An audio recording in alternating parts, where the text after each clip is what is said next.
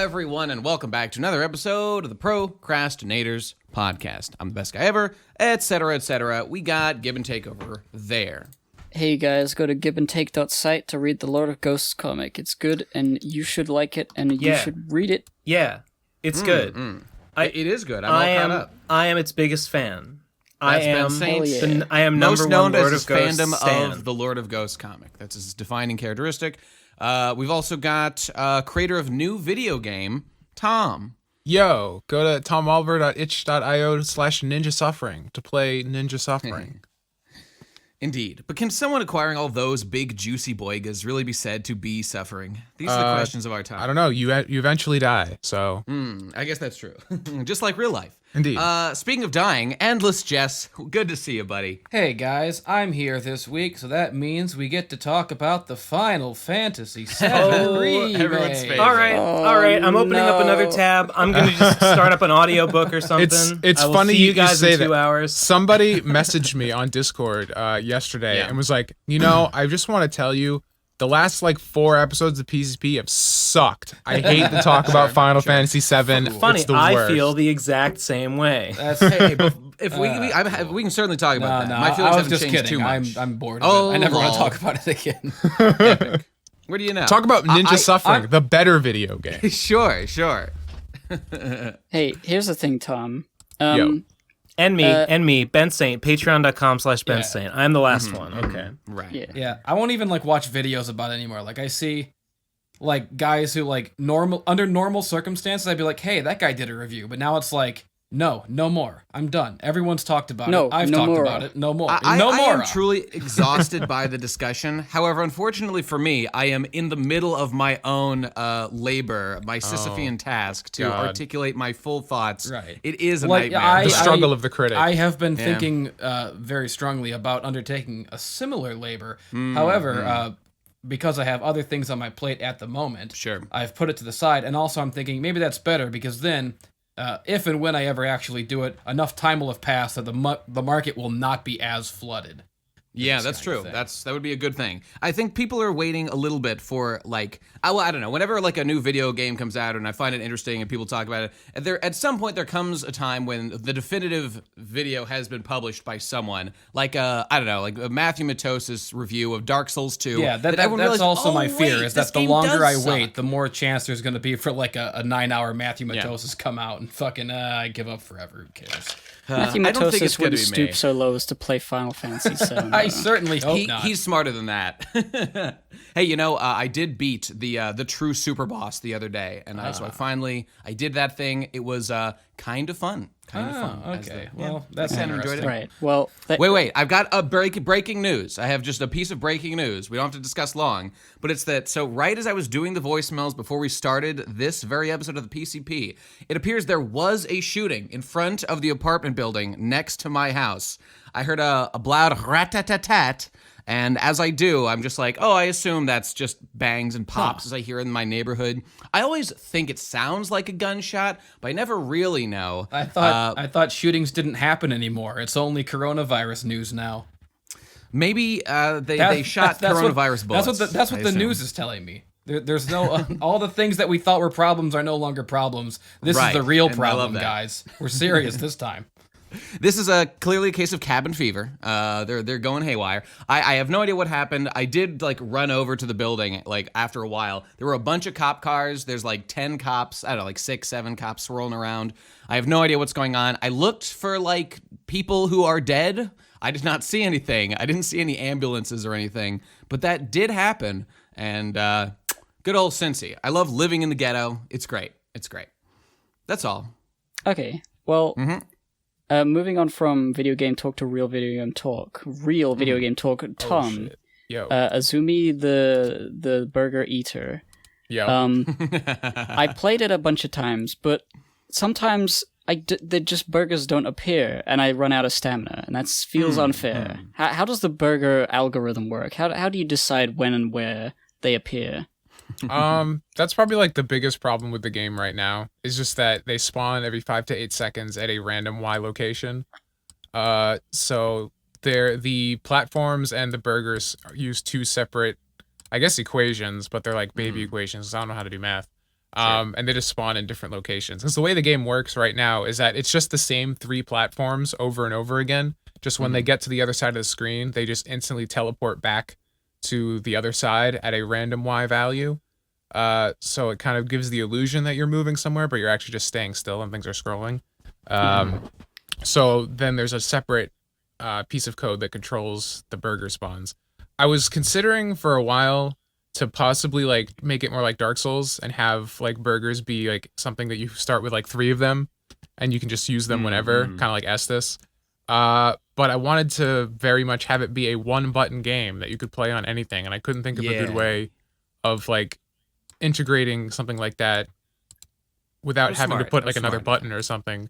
So I kind of just said, I guess we'll leave the thing as is, and if anybody like Gib asks me why the burgers spawn so shit, I'd be like, well, the game's called Ninja Suffering. It's all about the inevitability of like life throws curveballs at you. Jesus Yeah, but Christ. it's like I play the game and I'm like, It's bad on I hear purpose. Jack's Blade It's a has like a feature. billion points, and I'm like, He okay, does. let's see if I can get a billion points. And it just seems like luck. It seems like luck if you get the right burger spawns. It's There like is some RNG.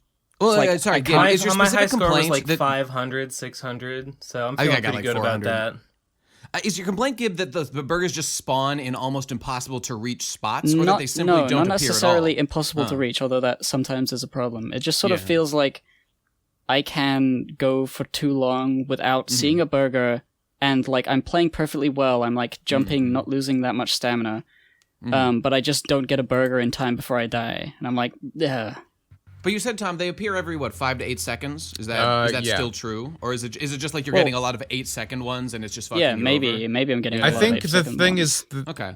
from what I understand, like the reason it feels like it takes so much longer is that every 100 points the game speeds up.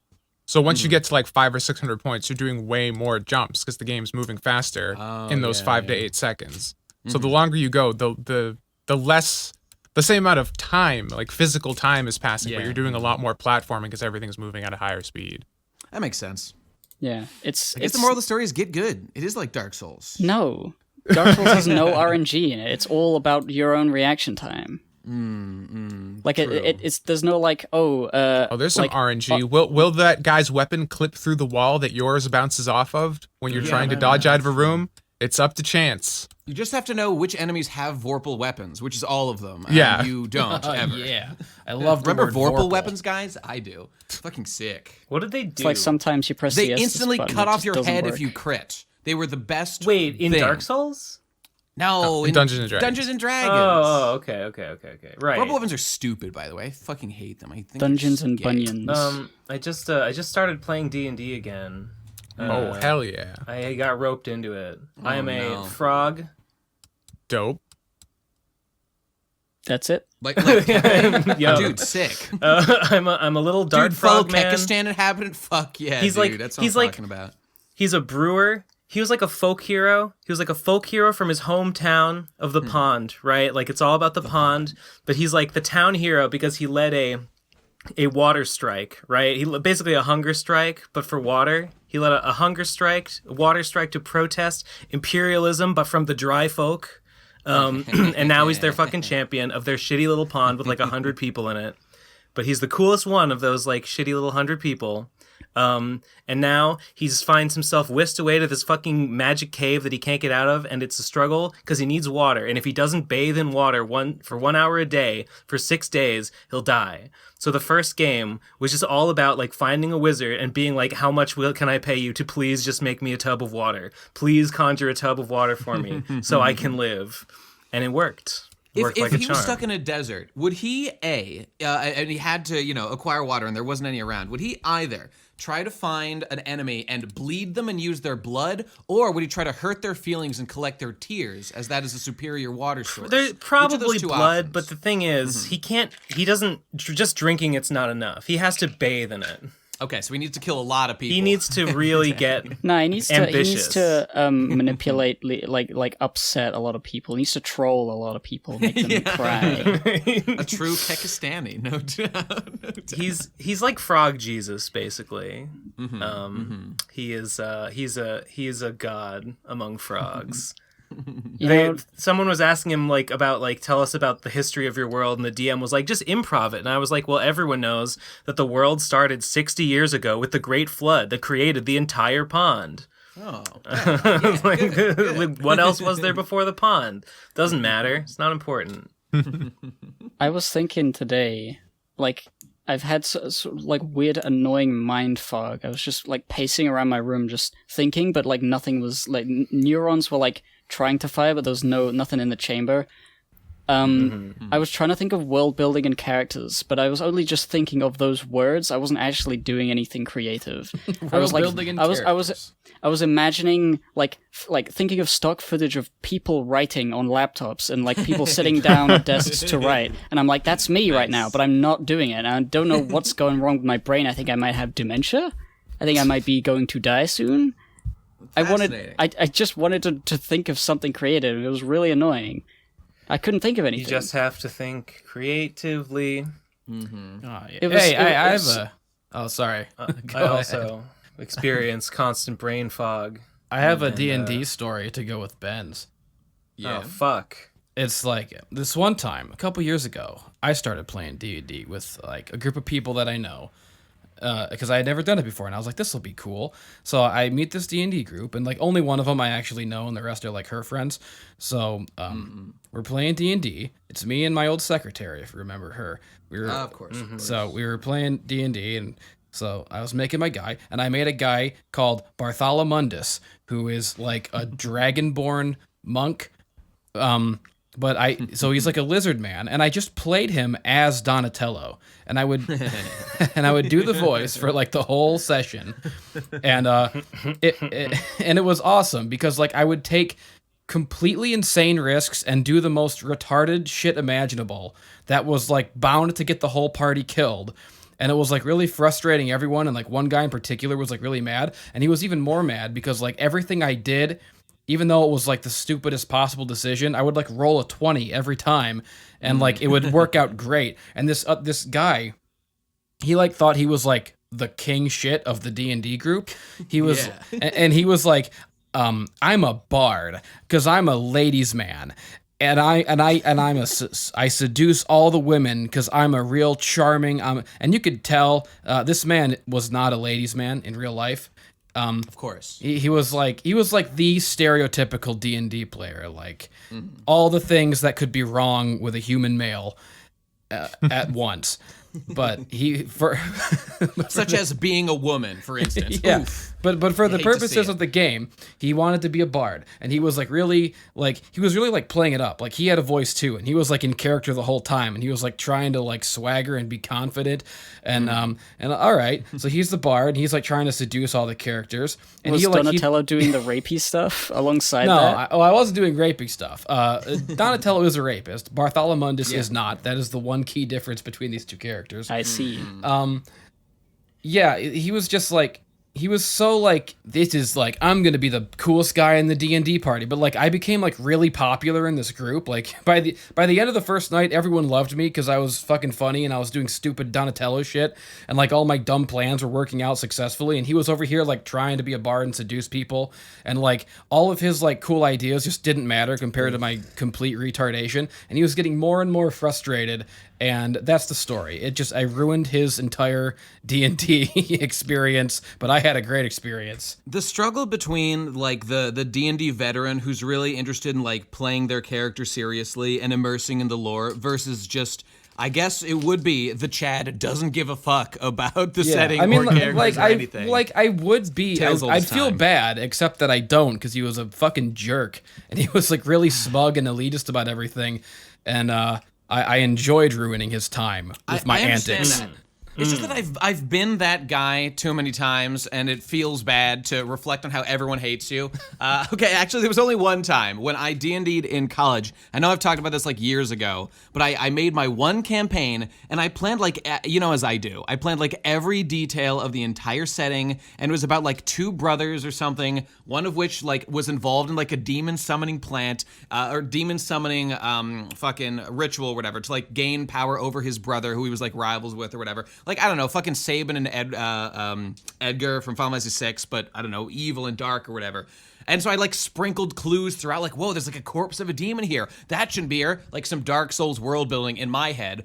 And I mean, I don't know, it went along fine until at the very end, I had laid, in my master plan, I had laid all these hints that, like, while, of course, you could go for the bad ending and kill the demonic brother, I, in my infinite wisdom as DM, had sprinkled tons of details throughout that he was actually savable. If only you would try to negotiate with him. He would renege on his good ways, and you could get the true good ending. Lol. But then my fat friend Mike was just like, fuck that shit, dude. And he fucking snapped his neck. And the worst part was that I got visibly mad and I said, well, you killed the Lord. You get nothing. You get no rewards. You leave the castle. You leave the kingdom. You get nothing for this. You ruined the good time. You ruined my masterfully constructed lore. Yeah, that was- Why would you do that, Mike? This guy was so mad that he couldn't have his little like alpha male fantasy of like being the bard character because I was too busy making the game fun.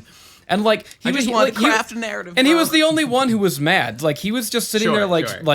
like stewing over it like for like 4 nights in a row. He would stew it every time I did anything. And everyone else was like laughing and having a good time. And like it's not like I was being like deliberately disrespectful to the lore or the story or the game or whatever. I was just like, look, and like it wasn't even my fault that the character ended up like a weird Donatello type because I'm like, okay, I'll make a lizard man because lizard men are cool and this is his name. And like as I started playing, like I just like it's just my sense of humor and I was just making people laugh. yeah. And like it started out, he was just getting mad at me just for being funny. And so the more mad at me he got, the more funny I got. And so he kind of created his own monster because the more funny I got, the more powerful I got, and the more stupid my character became in response to his visible frustration. And so he did it to himself. And eventually it just, I don't know, I thought it turned out great. Like I had a great time. I had a great first D&D The experience. point of D&D is to have fun Yeah. at the end of the day. I made so, friends yeah. who I never spoke to or cared about seeing again, but friends nonetheless. Indeed. Which are the best kind of friends you can have. So there you go. The moral of the story, kids, is just be cool, which you can do by Exactly. going to teespring.com/whatever it is and buy the Just Being Cool t-shirt. I rolled From my PCP. character's name randomly, and by that I mean I literally rolled like I had a consonant dice and a vowel dice, and I just rolled that shit and just went with whatever it was. And the name that it came up with was Higgs Ozox, and I thought that was pretty fucking based. Higgs Ozox the Dry. Who, ironically, you said is a brewer. He is yes, and I was gonna have him be a wood carver because I sort of wanted him to be Frog Jesus, but I was Right, like, right. it would be ironic because when you're a folk hero, you got to have some like humble profession that you come from. Yeah. And one of the options was brewer, and I was like, that would be pretty funny if he was the dry, but he made booze. So okay, That's I did one it. for the intellectuals in the crowd. Yeah. If you really think about it, you might ascertain some significance, some juxtaposition of concepts there. But Yeah, I have you doubt ever it. played D&D? I know Tom has. I think we played together once. Oh no, we just did board games. But I never did a D&D that had stats. I did that one campaign with Munchy and a bunch of other people that didn't really go very far, where we were playing in like a Scandinavian like fantasy land, and I was playing like a crippled boy who had found like a Boston Dynamics robot. Like ancient technology, Boston Dynamics, and he had tried like his quest was to try and like save it from like shutting down because Okay. it needed batteries, and they don't know what the fuck batteries are. And so he has no legs, and the Boston Dynamic robot is like his legs, and that was a pretty Sick. cool character. I really liked that, You're but the- you're the that never Tavros really of the went group. anywhere. That we didn't really get to a point where we were having adventures. It was just sort of like yeah, starting up. We didn't have most stats or anything. campaigns die in their infancy. No stats. Damn. What is it without stats? Nothing. I mean, like when It's- you and I did just the jerking each the other Homestuck up. one. What was that What? Homestuck one we did called? Where I was Luke. Oh, the Spurg. Spurg. The Homestuck Yeah. RP. Have I talked? I'm sure I've talked Yeah, about that. you talked about it. Here That and was there. like no stats. It was Did better. it through it was phone. superior. Did a lot of it through texting. The thing with the DMing, like you were saying, Nate, like you had your perfectly crafted story. Yep. It seems like a fool's errand to try and do that because basically See, what I you're was doing doing was video is game your, design when I should have been doing Yeah, like yeah. talking with friends design. Yeah, like you're yeah. writing like a story, but like you're writing a story like in a public place and people can just come up to your laptop and type something in, and you have to keep it in. So you're like, Right. oh god, That's true. fine. Like you're trying to write a novel, like fucking Game of Thrones man. Indeed. Type in his thing, and then some jackoff says, and then they take a shit, and he's like, that's stupid. No, Well, that's not correct. Your character isn't doing that now. Yeah. It was it was my first time DMing. I way over prepared kind of, and I learned it, but it also kind of soured me, and I'm like, well, fuck this shit, man. it seems like so much work. You need to be a real, like, lover of seeing people interact in that sort of setting it to get is. into DMing. Yeah. Being a DM is like it's a like thankless job. it's your new hobby if you do it. You can't just like. I mean, I guess if you want it, maybe you could just like show up and just improv it. Or But, I like, guess you could buy a I pre-prepared feel like most of campaign the time book. that wouldn't work out so well. The pre-prepared campaigns are stupid, though. You do have to do a lot of improving no matter what. Even if you're good and even if you prepare shit, you do have to be able to like adjust your plans on the fly. I think we as the PCP could do like an improv D&D thing. Somebody just makes shit up. We were supposed to. We were supposed to freaking do it. We were gonna do that one by Don Jolly, right? Yeah, we were gonna. Digi said that Don Jolly made a game. Yeah. And we were gonna. It was like it's called like Gorefest, I think. Gorefest, yeah. Yeah, we were gonna play it at RadCon, and we never got around to it.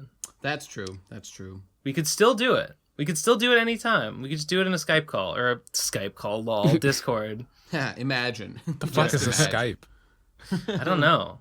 I never think about Skype. Try not I've got to use Zoom that all the kids are talking about these days for a Mother's Yeah, Day. you gotta call do- I think with our parents. Mother's I Day think Zoom call. the change from Skype to Discord is the point where reality shifted into a parallel worse dimension, and the point where Discord is now shifting into Zoom is going to be an even worse dimension than that. We have to stop changing these things. We have to stop. We all creating need new to go back to timelines like AOL that. Instant Messenger. Yes, that was Yeah, because yeah. that was when life was last good. Old good, new bad, after all. I don't know. right. My biggest memories of AOL Instant Messenger are being, a kid with crushes in high school and middle school, acting on none of them and feeling bad a lot about my inability had to that. talk to women. I didn't have that on AOL. I had that on MSN. Yeah. Was that like one removed? That was Like, around the same time. Yeah. Similar kind of things. I had the email address of a girl I liked, but I had like she wrote it and I typed it in wrong. Or no, I think she wrote it and I couldn't like read one of the dashes or an underscore, and I got Yeah. it wrong. And so Oh, no. I emailed her, but like I didn't realize that it was the wrong one. Ooh. Did And you so just I never assume got a she hated you or response. something? Huh? Lol. Did you assume she just like it was like blowing you off and stuff? I could certainly see I that can't remember happening. what happened. Yeah. It wasn't that big of a deal, but it was just very like, oh no, she doesn't give a shit. I wish I it knew never this would existed. happen. I wish those things never existed, and that we lived in the Stone Ages or whatever, because then I never would have had those late night, extremely embarrassing, like hours and hours long conversations with girls I just wanted to say, I am sexually attracted to you. Please understand that fact. Ignore all the stupid shit I'm saying. That is the point of this conversation. Instead of, just going on and on about whatever the fuck happened at school that day. Oh, I Truly hate a that I waste did of that. time. I mean, yeah.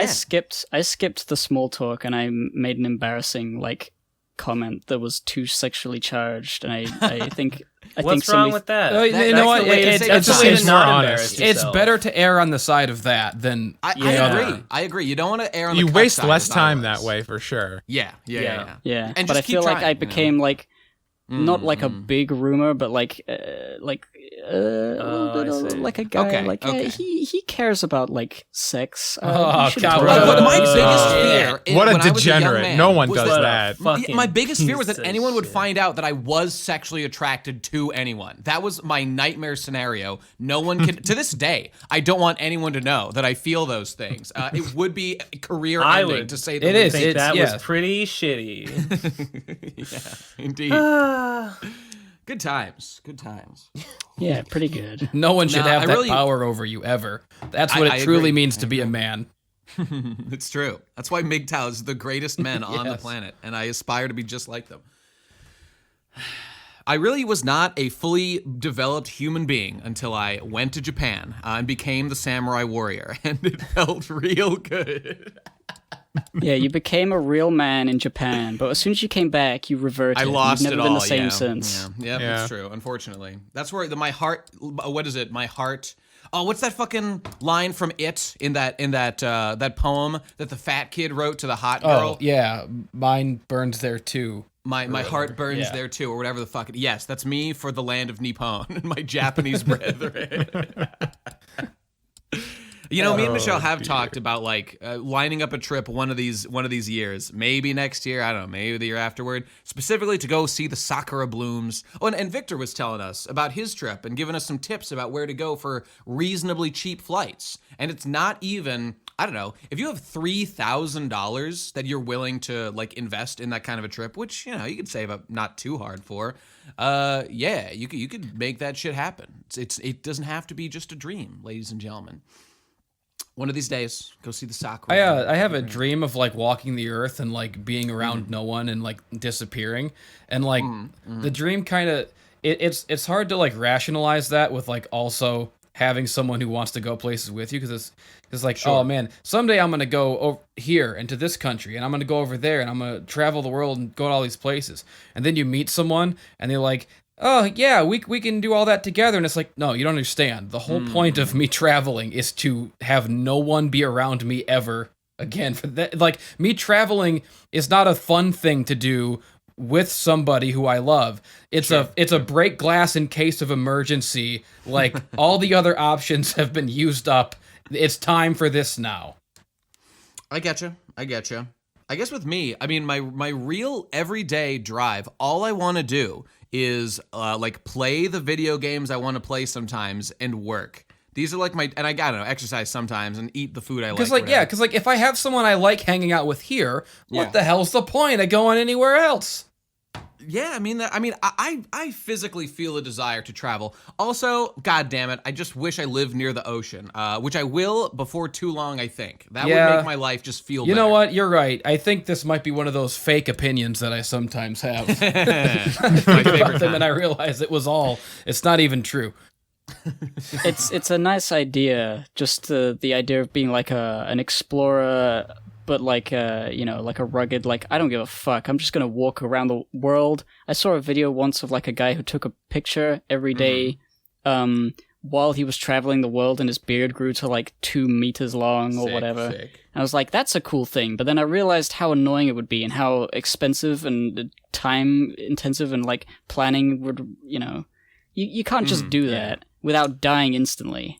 There's got to be cheaper ways. Like, if you're traveling the world, I assume you're not, you're not going to fucking, like, I don't know, drive through, like, all of Europe and all of Asia and No, this particular guy, like, walked across, like, the entire, like, from, I don't know, China to fucking Italy Britain or something? Yeah, okay. I think there's, like, a clear line between, like, couples traveling and like finding yourself traveling.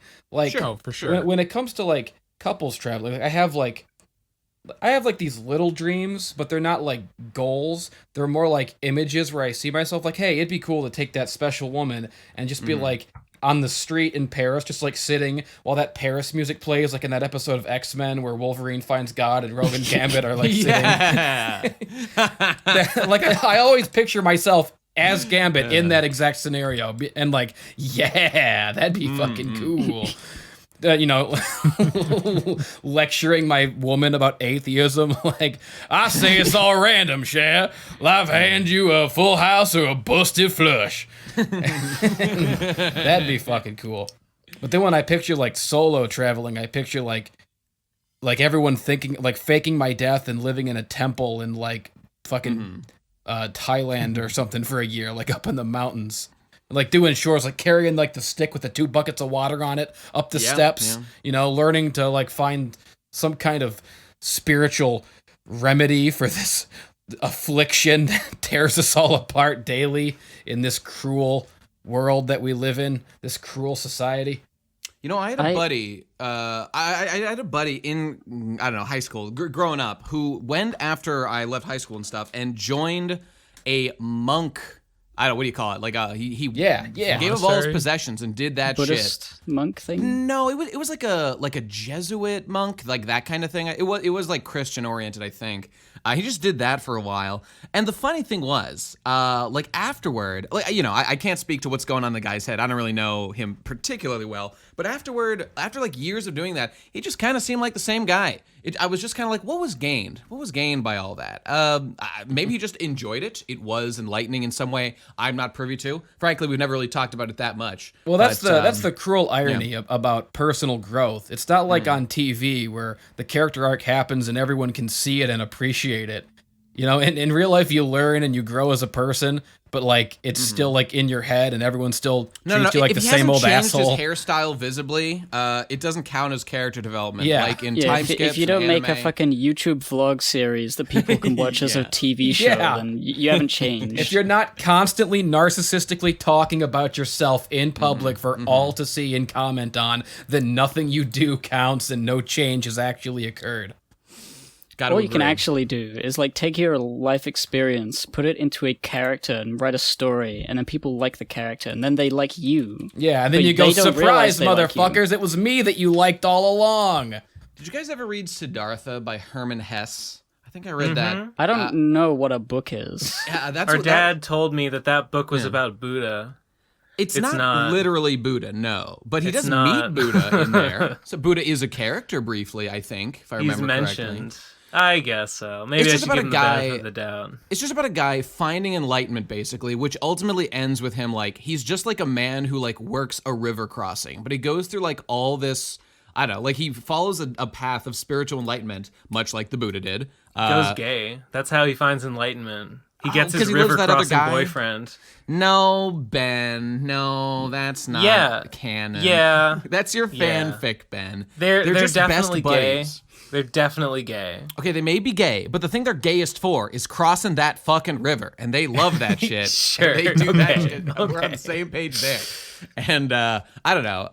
That book was pretty cool. I think that was one of the books Yeah, I liked famously it. I did before growing a brain. But even then, I think I still got the gist.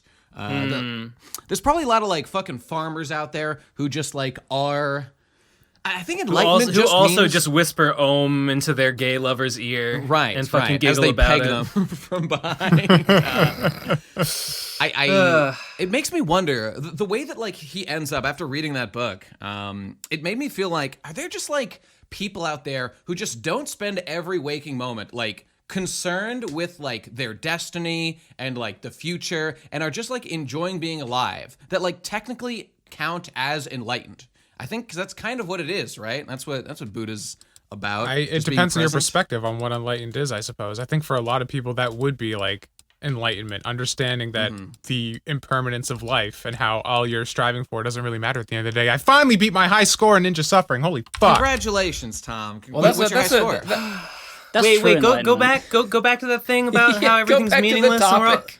That's what I want to talk about. It's like, hey guys, when we die, we'll forget everything. Well, that's kind of a hideously depressing irony where like the person actively seeking enlightenment by seeking it is less enlightened than the stupid dumb shit who just doesn't care and is fucking sitting around all happy and shit like a As fucking the timeless bastard. phrase goes, ignorance is bliss. Okay, but guess. surely, like, I mean, in Siddhartha, the guy like goes on a quest, and then he like, you couldn't call that guy ignorant or whatever, because he's seen it all. But maybe it's fair to say that like because he's like deactivated the nodes of his brain, that's like, well, what was the point of worrying about all that? I will just help people cross this river, and that'll be my life, and I'll enjoy the simple pleasures inherent in it.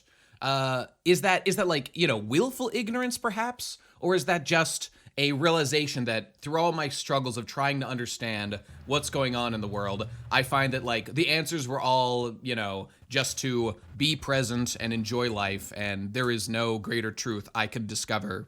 I don't know, like that I have the tools to find. We don't have Star Trek tricorders, so I can't figure out more than I don't know. Even that's all mean, like physical shit. Tricorders? That's what they call their little scan things they use to Yeah. deduce everything in Star Trek. I don't know what it means. It means Neat. something, but I don't fucking know. Gabe, were I mean- you saying something? Yeah. Well, I was saying, like, personally,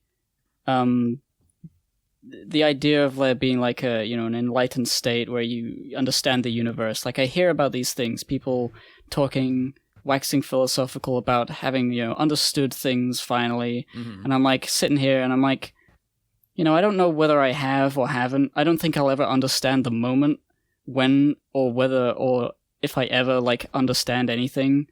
Like how best to enjoy life, whether I'm wasting my time not striving for something where I could be, or whether it's not important to do that. A lot of the time I just think, I don't fucking care, I'll just jack off and it'll be fine. Like we all agree that like, okay, we don't know about any afterlife or any of that bullshit. Maybe it exists, I don't know, probably not. No reason to think so. So like all we've got is like the time that we're here alive, and like what quantifies as a good usage of that time? Is it jacking off?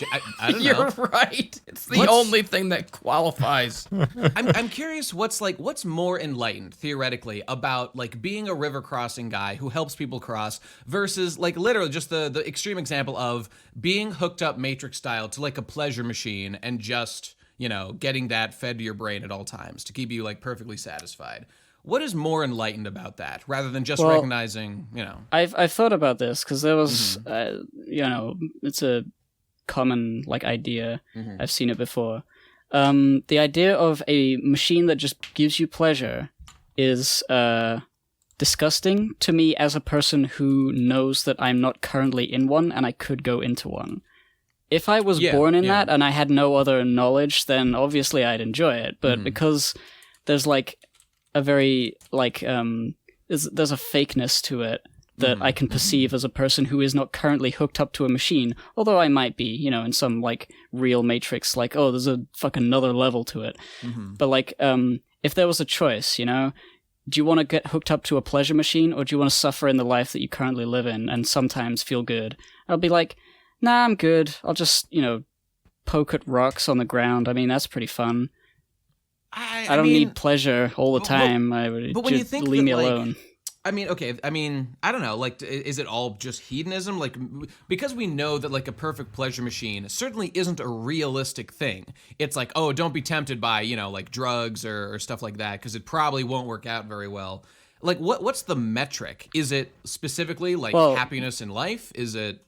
There is no metric. I mean, it depends on the individual. As a person, this fucking sucks. This is a stupid question. If there's a hypothetical, like it's just good and there's no bad quality, it just is pleasurable. I would still be a bit like iffy because I know that it's a machine, and I feel like real things are real. Even if once I'm hooked up, I would be perfectly happy.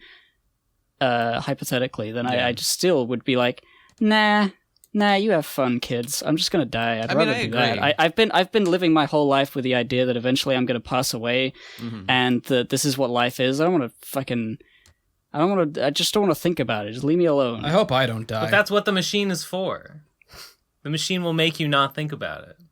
Nah. These people come into me with clipboards and goggles, and they say, "Wait, this is the new fucking science thing," and I'm like, "Shut up." I'm jacking off here. I mean, I think that like the mechanism fair. I feel the mechanism we have in our brain that makes us feel like, oh, that's like fake and gross, is a thing that's been built into us. That's like a human skepticism of like things that are too good to be true, like must be, and truly it'll actually be bad for me in the long run. But I mean, what if they work out the bugs? I like being a stupid monkey, scrabbling around on the ground with rocks and not knowing like the how to do things. It's funny. It's just funny. I like agree. being that. It's funny. I kind of feel the opposite. Like I'm always like hoping to like find that new plateau of wisdom and like be and like better myself as a person. Nate, I think you agree with that. The rest of you two, I don't know why I singled out Nate. Only Nate. Only Nate. And I feel like, yes, every year I do feel like infinitely smarter and wiser, and like I've grown as a person and I'm better than I was in the previous year.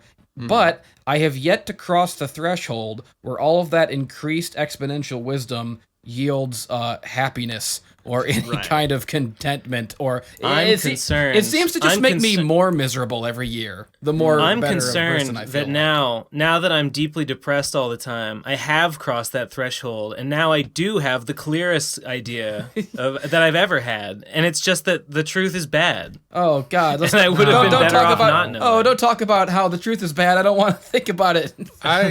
My perspective is that pleasure is bullshit and wrong, and it should be a spice in life and not your end goal. People should be searching for purpose, not pleasure. Those are different things. Purpose is doing something that is long-term, continues to be something that you build towards, and you understand that purpose means you are going to have bad times. Things are going to be hard, and it's going to suck. I think I did hear once from somewhere, or I read it somewhere, or somehow it got in my brain that, like, the idea of happiness as a state of being, as opposed to, like, just a fleeting emotion, is, like, a relatively new concept in human history that was, like, invented in, like, the last 100 years or so. Mm-hmm. And that, like, that invention of this idea of, like, just being happy has, like, irreparably destroyed humanity. Yeah, I don't think it's good. I think it's because it's like a state that cannot, like, naturally be it's only been in the last 100 years that was even, like, something that could be conceptualized, you know? Because back in the day, you were a serf, like, work in the fields, and it's just like, what do you mean happy all the time? Like, I'm happy when, like, you know, I don't have the plague or whatever. You know, it's like life was kind of like miserable. Than not, happiness is just the absence of all the bad things you're usually thinking about for like 5 fucking minutes or something. Yeah, you know, like I don't think I even live. True for me. I don't even live in the present. I mostly, like, 90% of my time, I'm either like dwelling on horrible things that have happened in the past, or things I regret or rue, or I'm imagining a wonderful future where I've achieved enough or accomplished enough that I feel good enough to no longer have to constantly dwell on the horrible past. And I'm always kind of like back and forth between those two. And like the only time I'm ever in the present is when I'm jacking off. That's the only time I want to be in the present. I don't know. I think it's a fairly agreed upon fact that I seem like a fairly upbeat person overall, perhaps of the more upbeat among this group. And it makes me think that, like, I think the reason for that, and maybe it's literally that I'm, I guess the uncharitably would be stupid, is that I just don't spend a lot of time concerned about the bad things, and I am just focused on the stuff I'm trying to do to, I don't, like, right now, my focus in life in general is to make enough money so I'm not losing money every month and will be able to, you know, grow and then buy the things I want, which I know are, like, the things that lead generally to happiness. Like, I don't know, owning a house would be nice. Like, having enough money to have property, having money, you know.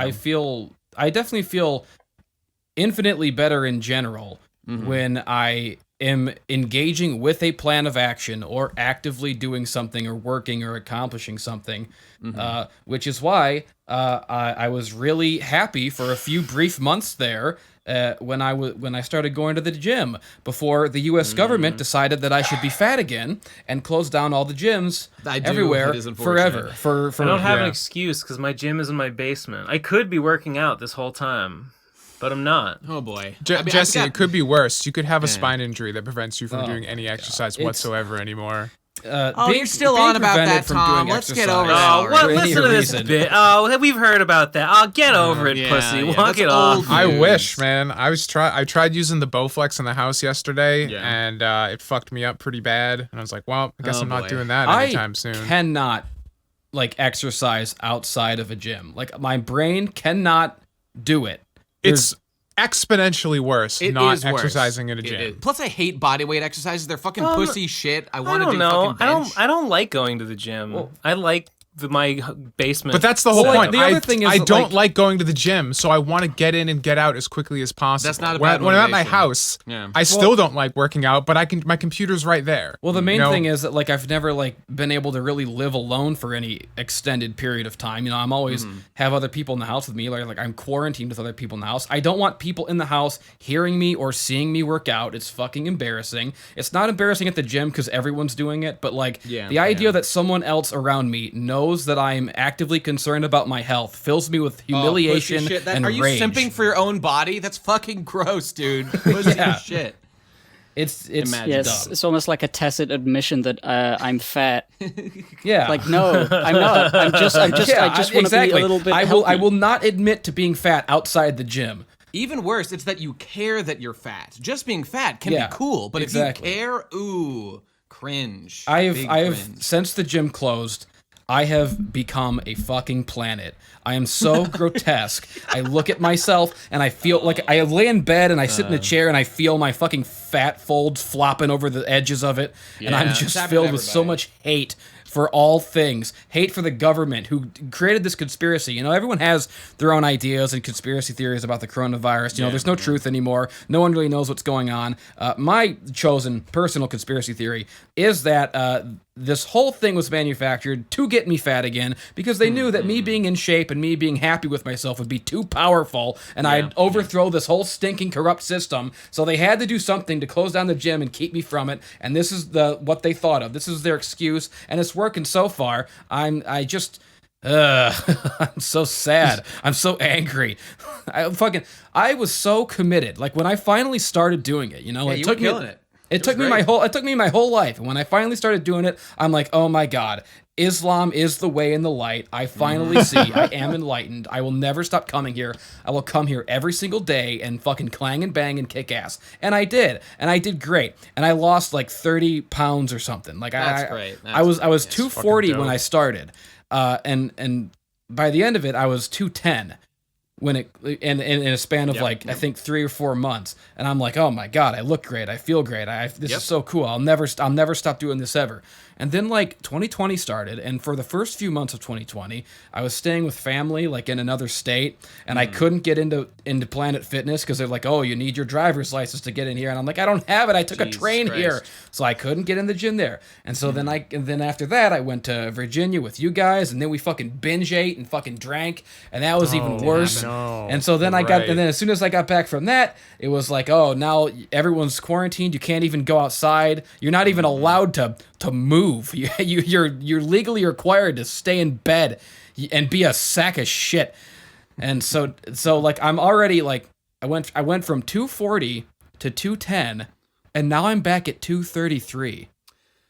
And even though I'm not as fat as when I started, like it feels more fat because I now have been to the mountaintop, and now to even be back down here, it feels even more grotesque than it used to. And I'm going fucking stir crazy with it. I'm gonna snap, people. The worst thing about the quarantine, just for me personally, how my life has been affected, is that that's like the main way that my actual day-to-day life has been affected, that I cannot go to the gym when I want to, which, I've got my fucking pull-up bar, I'll do push-ups, I fucking hate it. Pull-ups, I guess, are okay, but I fucking hate all this body weight exercises, stupid shit. I don't even believe in that body weight, I think they literally are fake. It's just, They do just not work. like standing on a treadmill and being able to like run in place or like walk up an incline in place and like listen to music while you're doing it, or just like finding like sitting at the weight machines and doing the rote activities that are like, that are illustrated on the side that you can't possibly mess up, just like turning your brain off and doing those things. That is the only correct way to work out. Any of these fucking like any of these like workout without weight machines fucking shit that people did in the caveman days, it's fucking barbaric, and I refuse to do it. Do burpees. I don't want to do a burpee. No, I don't ever want to fucking touch it. A burpee is like what you do to a fucking baby. It doesn't sound like something that a grown man, a civilized person would ever do, and Agreed. I refuse to take part in it. I hate the word burpee. I just find it very it odd. is- When I you don't do like want a to do it. squat jumping jack thing. It's like you get in a push-up, push-up, and then you yeah. stand up, and then you jump, and then you get back in the push-up. Yeah. Yeah, okay. It's dishonorable, and it's shameful. You'll never catch me doing one. Why on earth is it called a burpee? I thought it was like a baby thing. I don't when you said know. it. I don't know where it The came from. the name Everything is that's 90% being named of the, in the last 10 years has been terrible. Yeah. For some reason, we lost the ability to name things. the in name a cool is the way. barrier for entry. I really can't do is. anything called a burpee. I won't ever. And on the other What point, about a Slurpee? A Slurpee I will do, prefer a Slurpee. and that's part of the problem. I like going to the gym because I like just having the ambiance. I've never made eye contact with a single fucking person in the gym ever, under any circumstances, no matter what, basically.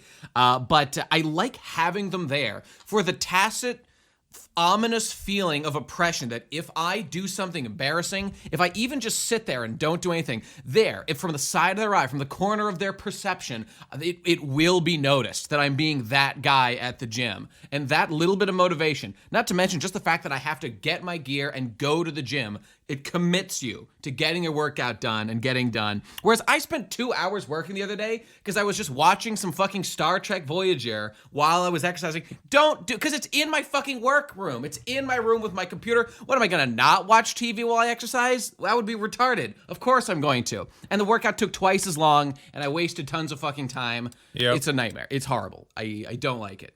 Gyms are bad. I'm happy to pay money. I want the financial burden on my back forcing me to go work out more. Yeah, It and you're feels right good. about that. You know- The constant looming threat of doing something wrong at the gym is what gets your Oh. ass in gear the most. Yeah. Absolutely. I have the fucking okay.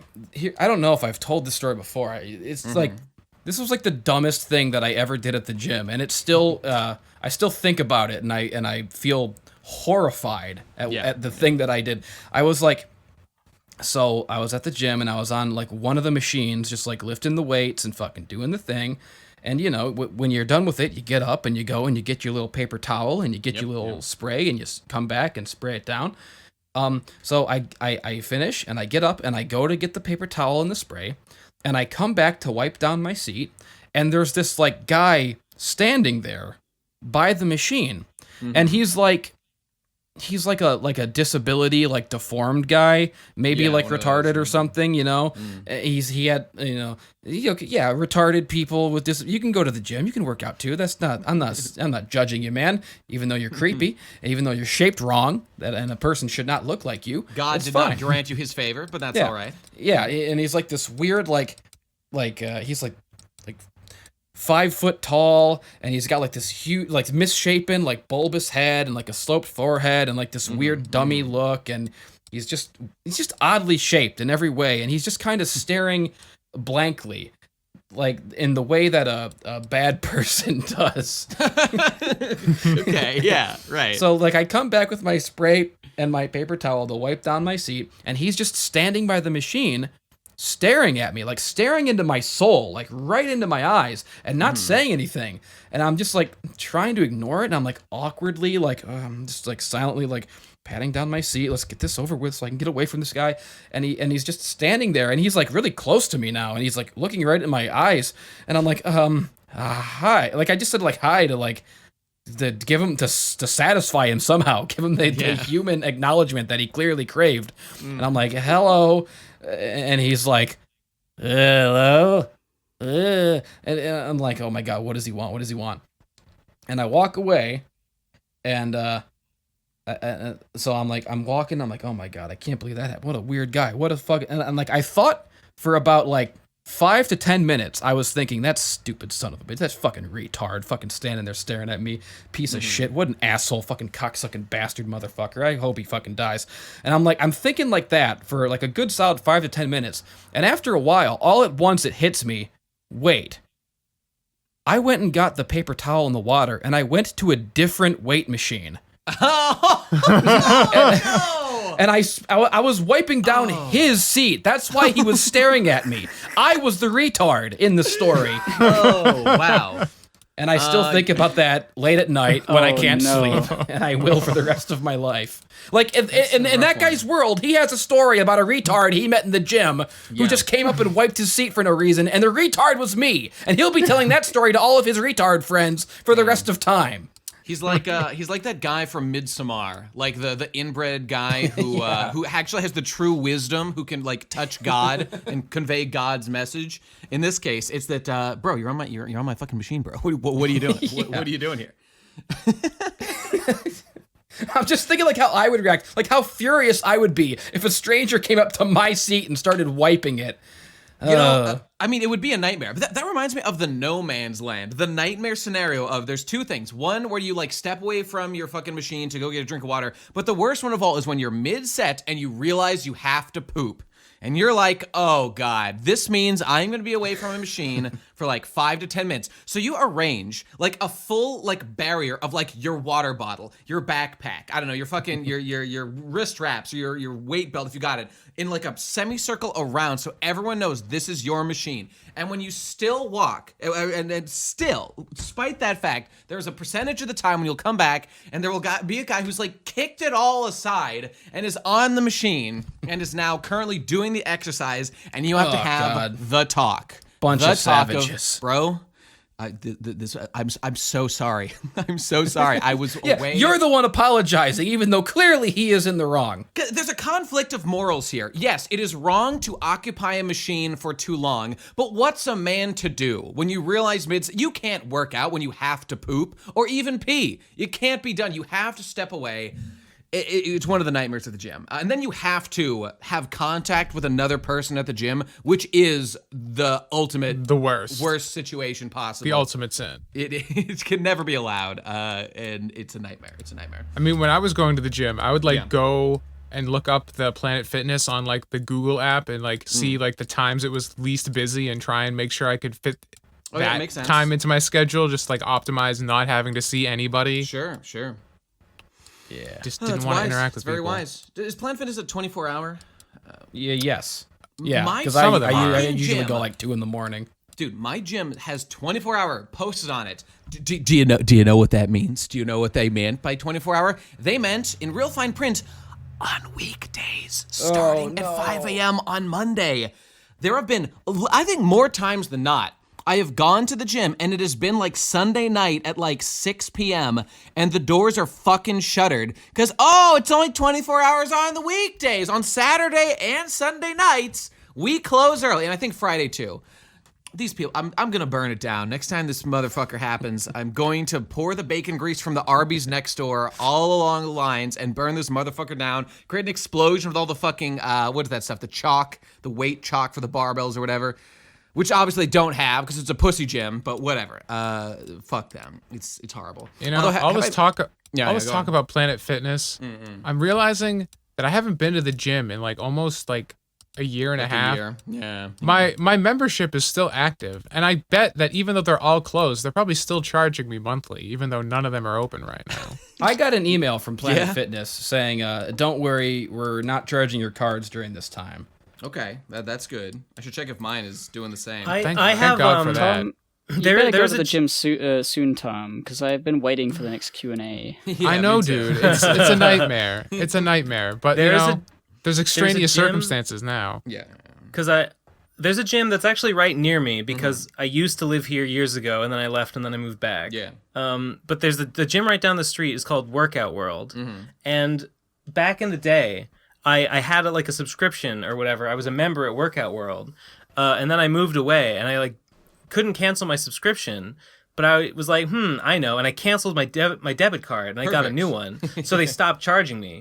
So like 4 years ago, I have I owe like $100 to Workout World, and I never paid it back, and like it's still there on my credit report, but it did like nothing. So I just I got away with it. I fucking got away with it, boy. Well, Excellent. it's just that those practices, okay, they've got their rules or whatever. The fucking gym rules about like when you are and are not allowed to cancel are so fucking draconian. You have to like pay for like an extra month before they'll let you leave or some shit. Why can it not just be, hey, I'd like to cancel at the end of this month, please take me off? Like every fucking time they make you pay for at least one extra one. And there's a cancellation fee sometimes. They locked me into a year like they wouldn't let me sign. I don't know. I guess I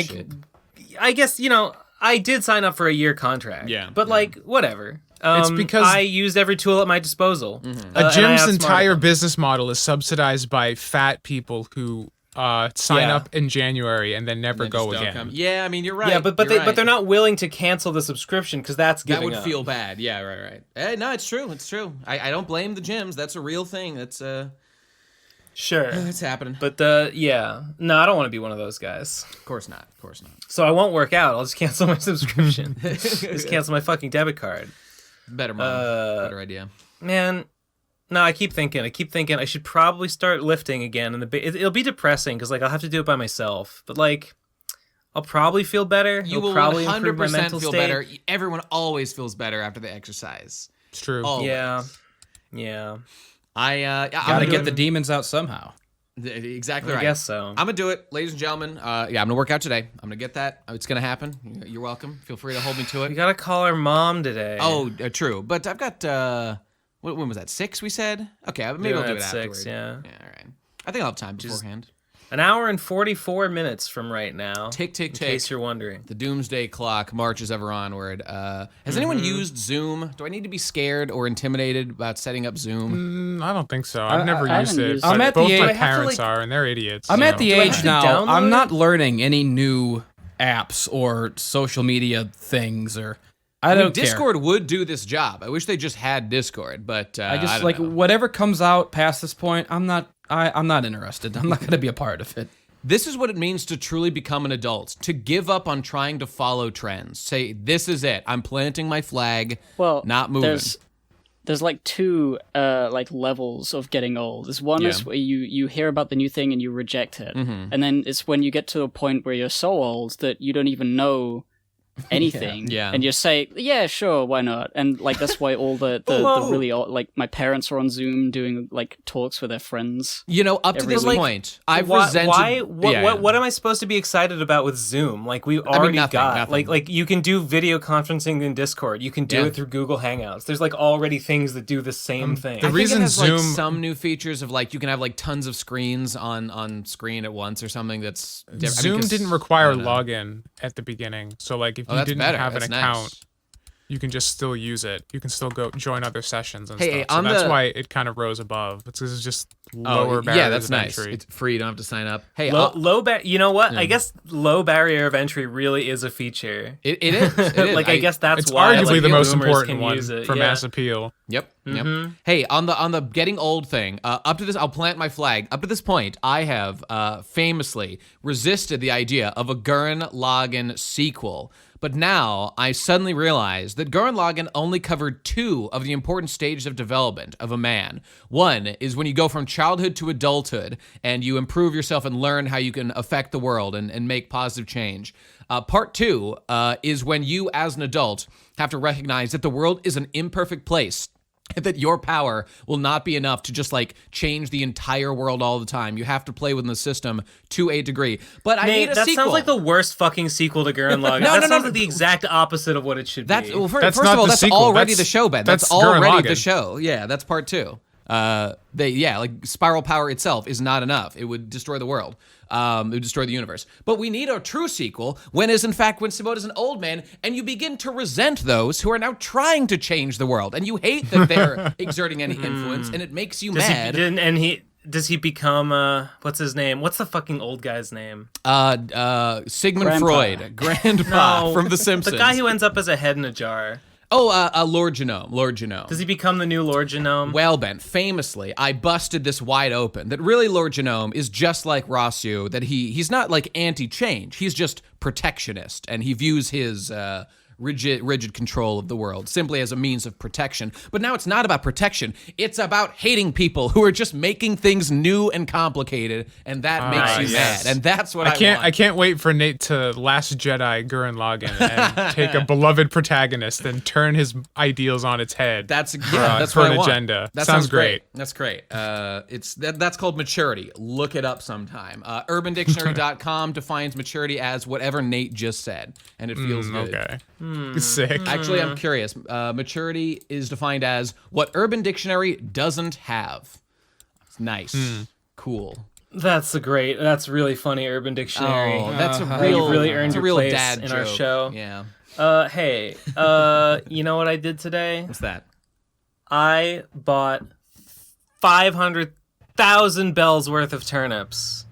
Okay. My entire attic is filled with turnips. And God, please don't let me lose my investment. Somebody last week commented, Animal Crossing is the new politics of this show. Hey, that's an improvement in my mind. Yeah, that's there's nothing wrong with that. Market spike. Market spike. Market spike. I have yet to purchase my first turnip, but this Sunday I'm gonna keep my eyes peeled. I've got like $200K in the bank. I'm gonna risk it all. Today is Sunday. Oh my God! Oh, and she's already gone, isn't she? She already left. fucking God nerd. damn it! Hey, Shit. She left at noon. You Next piece of Sunday, shit. then. hey, Next guess Sunday. it's speaking Yeah. of it being Sunday and having Yeah. something in the bank. Guess what tonight is? It's I don't Money know. in the Bank. It's a wrestling Oh topic. yeah. Oh, Is this boy. the one with the Fuck are you suitcase? talking It's about? the annual WWE Money in the Bank pay-per-view, and it's cool. I love wrestling and fucking wrestling because of the coronavirus and the quarantine is going insane. Like all of it, everywhere. Yeah. It's just empty, Are they still empty crowdless? rooms, right? It's mostly like empty arenas. Yeah. The other day they did like a Matt Hardy made his debut for AEW, and he ended up running over Sammy Guevara in a golf cart. And look at Yeah. look at this fucking sick picture I'm uploading here in a minute. Yeah, all right. Any fucking second now. Come on, you piece of shit. First of all, I've got to react to this. Sephiroth, Happy Mother's Oh, yeah. Day. Out of my way, I'm going to see. I'm going to post that to my mom and hope she gets it. I see this image still loading. What a piece can of see Doesn't it. sound I likely. can't see the large image, but I see a boy, as a young lad, running away from crazy Matt Hardy in a golf Yes, cart. that's what I'm else- trying to post. Who else is there in the cart? Okay, so that's another that's guy. Kenny Omega riding shotgun, hanging out the cart, saying to Sammy Guevara, who's running away in a straight line, like in that movie that everyone hates, Prometheus. Prometheus, whatever. Yeah, He could just run to the left or the right to get away from the golf cart. Kenny is hanging out, shotgun, pointing at him, saying, "We're gonna fucking kill you." Matt Hardy, of course, is laughing like a maniac. As he does. Like right before he did it, Matt Hardy got in the golf cart. And he looked to the cameras because this was all happening live. It wasn't like a pre-taped thing like usual. So there was no way to fake this. Like he really got hit with this golf cart, and it looked fucking brutal. Yeah, that's a serious blow.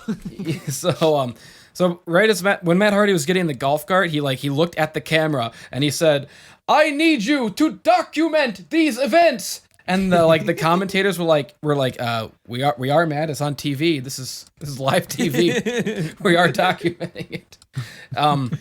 So that's fucking great. You've got people over on that show running each other over with golf carts, and the Money in the Bank pay-per-view that's tonight. So normally, what the Money in the Bank pay-per-view is that it's a ladder match with like 6 to 8 guys, however many they can cram in there, and they're all scrambling to get up the ladder and grab the briefcase because the briefcase has a contract for a title match. That's what they do every year at around this time. But this year, because everyone is losing their fucking minds and with cabin fever, and we have to keep coming up with ways to entertain ourselves, or else we'll all commit fucking suicide. Instead of doing just a ladder match for an empty arena, which would be like totally pointless and stupid, they're doing the Money in the Bank entire pay-per-view from the WWE corporate offices in Stamford, Connecticut, which is just like a big corporate office building. And they're starting at the first floor of the building, and they're going to fight their way to the roof. And I guess the briefcase will be on the roof. And I'm 99% certain somebody's going off of the fucking roof. And How tall is this building? someone is going to die. Did you say how many floors it was? It's a tower. It's like a It's skyscraper. a tower. Okay. Yeah. Oh my God, the image finally loaded. Matt Hardy's manic fucking grin on his face is that's good shit. Who's Wrestling's this boy cool. running from him again? That's Sammy Guevara, the Spanish Okay. god. He's Oh, does he have a gun? No, it's No, just no, hand he pointing. just- I thought it was a gun too. no. He's just holding out a gun. Well, no, So just shoot him. he does point like a gun. Like that is his thing. So Oh, okay. It yeah. looks like he's holding a So gun. in thing is that canon, he is it's armed, it's yeah. a gun. Yeah, sure. It's like an invisible fucking gun that he has. he Oh, okay. points it at people before he runs them over. Yeah, Fantastic. wrestling's cool. Well, keep me posted. I want to know what the fuck happens in that. Yeah. Does someone go over the roof? I'm 90% certain someone will go over, and I'm 99% certain that if someone does, it'll be AJ Styles because because he was the one who got buried by the Undertaker at WrestleMania. He got buried alive, and then he just recently showed up again, not mentioning it. So like totally like yeah, whatever. I'm still here. I got buried alive and murdered, but I'm still it's fine. whatever, yeah. And also the other two guys in the match, Gallows and Anderson, who the Undertaker also murdered in that match. They were shortly after they were let go of the company because of like Corona layoffs. So they were fired. So they didn't show up again. So in canon, they are just dead. Like they were never seen again. Undertaker murdered them. So AJ Styles was buried alive and killed, and both of his best friends are killed. And he just shows up, and he's like, "Yeah, I'm better now." And now we're gonna climb to the tower, and he's probably gonna fall off again. And like I'm hoping that AJ Styles' new gimmick is just that he's like immortal now. And like, he already falls been off killed, towers, man. and yeah, it's gonna be fucking dope. Wrestling's fucking see. rad. Hey, by the way, I was just gonna say about the Animal Crossing thing before. Ben, Munchy, I, and Kazi, we all visited each other's islands the other day in Animal Crossing, and it was a great time, and it was fucking sick as hell, and I loved doing it. And we all hung out on various places, and we all went to each other's islands. Went to each other's islands. We exchanged traded fruit. fruits. I now have all the fruits. It feels great. Here's me, Munchy, and Ben all gathered in front of my island, or my flag, on the island of Proficia. I kept trying to give you pears, but eating them by accident. Oh yeah, he kept eating he had 3 pears. He put one down on the ground and said, okay, Kazi, he was giving it to Kazi. I'm gonna now give you one. Proceeds to eat the fucking pear. Okay, I will now do it again. Eats the other one. Well, I found some extras though. It was fun. I now have them all planted. I cannot wait for them to bloom. I'm gonna make orchards. It's gonna be sick. It's gonna be great. Don't you have to like pay for online? Yeah, You I do. did it. I fucking did it. I paid How much Nintendo is 20 of my American dollars for 1 year. Ben is simping hard for Nintendo right now. I went for the full year. I forget it's what like, it is. It's like $9 for a month, or you can just do Oh, like yeah. $20 for the whole year. Or it's like That's something not like bad. that. That's not bad. It's pretty fun. It's fine. My like years ago, or like a year ago. I spent $300 on the contributing to the RFCK Kickstarter. Right, so right. like whatever. The Doesn't matter. I forget. I mean, I just got a deal. I forget when we were talking about Switch stuff years ago, and I think someone in the PCP comments just said, like, "Hey Nate, I'm on a family plan. I have an extra slot. I can just add you for free, and you get Nintendo on." I was like, okay, let's do it. Let's do it. So I just have comment on this video. I forget who it is, who is doing it, but you are. Yeah, giving someone me did that free for me shit. as well, which is pretty based. It is thoroughly based, no doubt about it. So thank you. It's helping me hang out with my boys on the internet, and it feels good. But is no one going to comment on my flag? My flag that I'm so proud Wait. of for Proficia. Oh, I already Sorry, did. in real life. You I did. still have this amazing wrestling image full screen, so I didn't even see the next Yeah. thing. Scroll down and look at my flag. Haha, yeah, it says what- gay. that- epic. The artistry Haha. is stunning. Thank you. That's all I wanted. That's all. Just an acknowledgement. Thank you. And I don't know why the image is sideways. I will fix that for the link in the show notes. All right. Well, that's all I had to say about Animal Crossing. It's a great time, and I can't wait to develop my land more. Oh, I've got chrysanthemums. I'm gonna breed more chrysanthemums. Kazi and Understand Munchy's land things. is like a barren wasteland. Yeah. It's like an undeveloped third world country. It is embarrassing. It's a disaster zone. Didn't they just start playing? Yes. Yeah, I know. No excuses. No excuses. But it's funny to say it. Here's the punchline to my wrestling anecdote: is that someone already made a meme of the image of Sammy running from the golf cart. There it is. There it is, everybody. This is just such a boomer meme. But what can you say? What more could you expect from r/memes by you/glorious Gilm or? Thank you, sir, for your contribution. Glorious Gilmore, he's a Critical Role fan. God damn The it. fact that the meme maker's name is on it makes it better, and I hope no one cuts that off. Like, he's so proud of this meme. I hope he forever gets credit for it. Wait, Yeah. did you think he manually added that, or is that just like something that's automatically generated via our memes? I hope he manually added it. That would. I mean, he really should have watermarked this. He doesn't. No, it's got to be an auto gen thing. Well, For sure. they're doing God's work either Meme way. attribution is just cringe in general. Just like memes are meant to be. Memes are in the public domain by default. Memes are Don't the try new and own a currency, meme. though, Tom. They're the new social credit score. This is what we'll be using when the lockdown ends. We're transitioning to a new government style where it's based on your gamer score, basically. And that's You're telling me what I that want. we out of all the possible systems we could implement, we found the one thing that was worse than capitalism and went with it? I sure hope so. It sounds God great to damn me. it. Hey, you know what?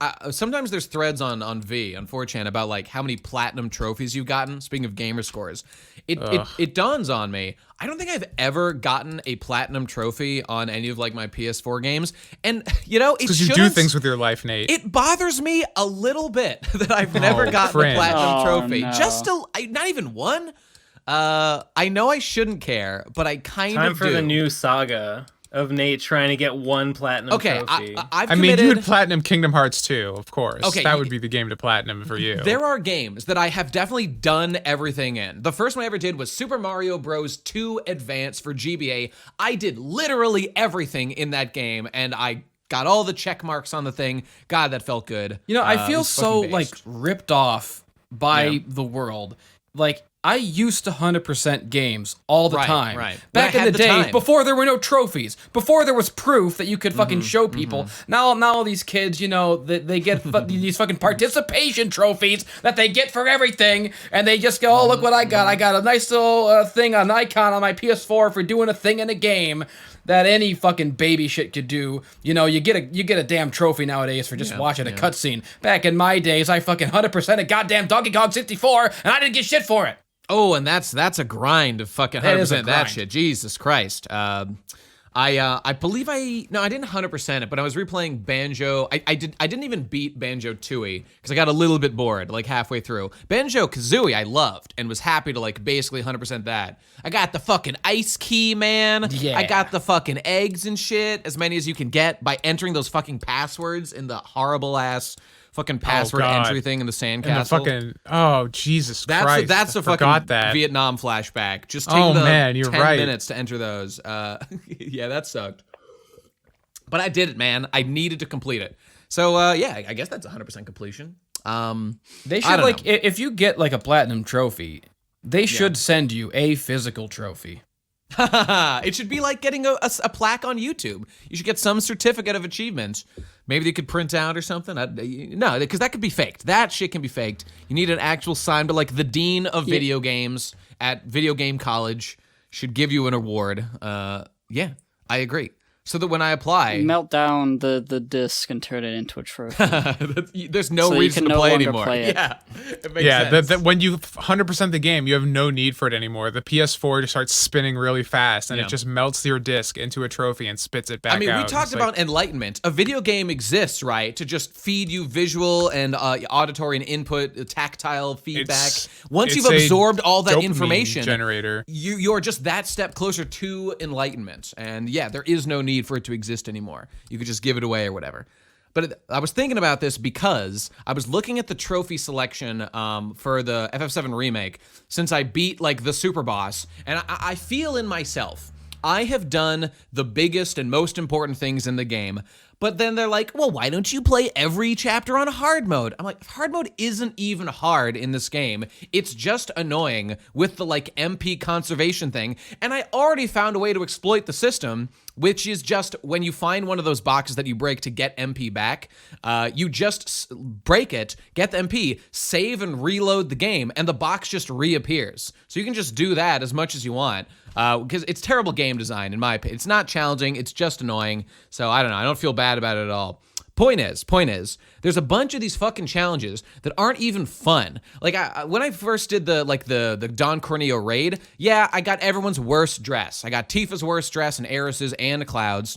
But then I did it again, and I got their best dresses. And now the game wants me to go through it again and get the middle dresses? No, I don't have time for that. That's fucking annoying. I had to go back Stupid. and do like because I missed one of the Coliseum battles in Corneo, like the Right, one right. of the extra Eris battles. So I had to first I went back to like the chapter before you storm the tower, thinking like, okay, I'll go back here and I'll do all the Coliseum battles. Well, you can't select Eris because she's not in your party at that chapter. So I had to go back to the chapter where you're in Wall Market with her. So I go back to that chapter thinking, okay, I gotta do her 2 stupid battles in this thing. Well, it starts you out at the beginning of the chapter. The Coliseum battle is at the yes. end of the fucking chapter. I had to do the whole stupid shit all over again, going around talking to people and putting on dresses. not good. Make me That- mad. Make me you bad. know- Make me sad. One of these things doesn't make this doesn't make the game like awful, but because the game is structured this way in chapters, that's been the story of my fucking life. Like replaying sections of the chapter in order to get to the place where I can now do the thing. We used to just call this end game content, and you could just do it all at the end. But because we got chapters here, that's just like a unique annoyance of this particular style of game.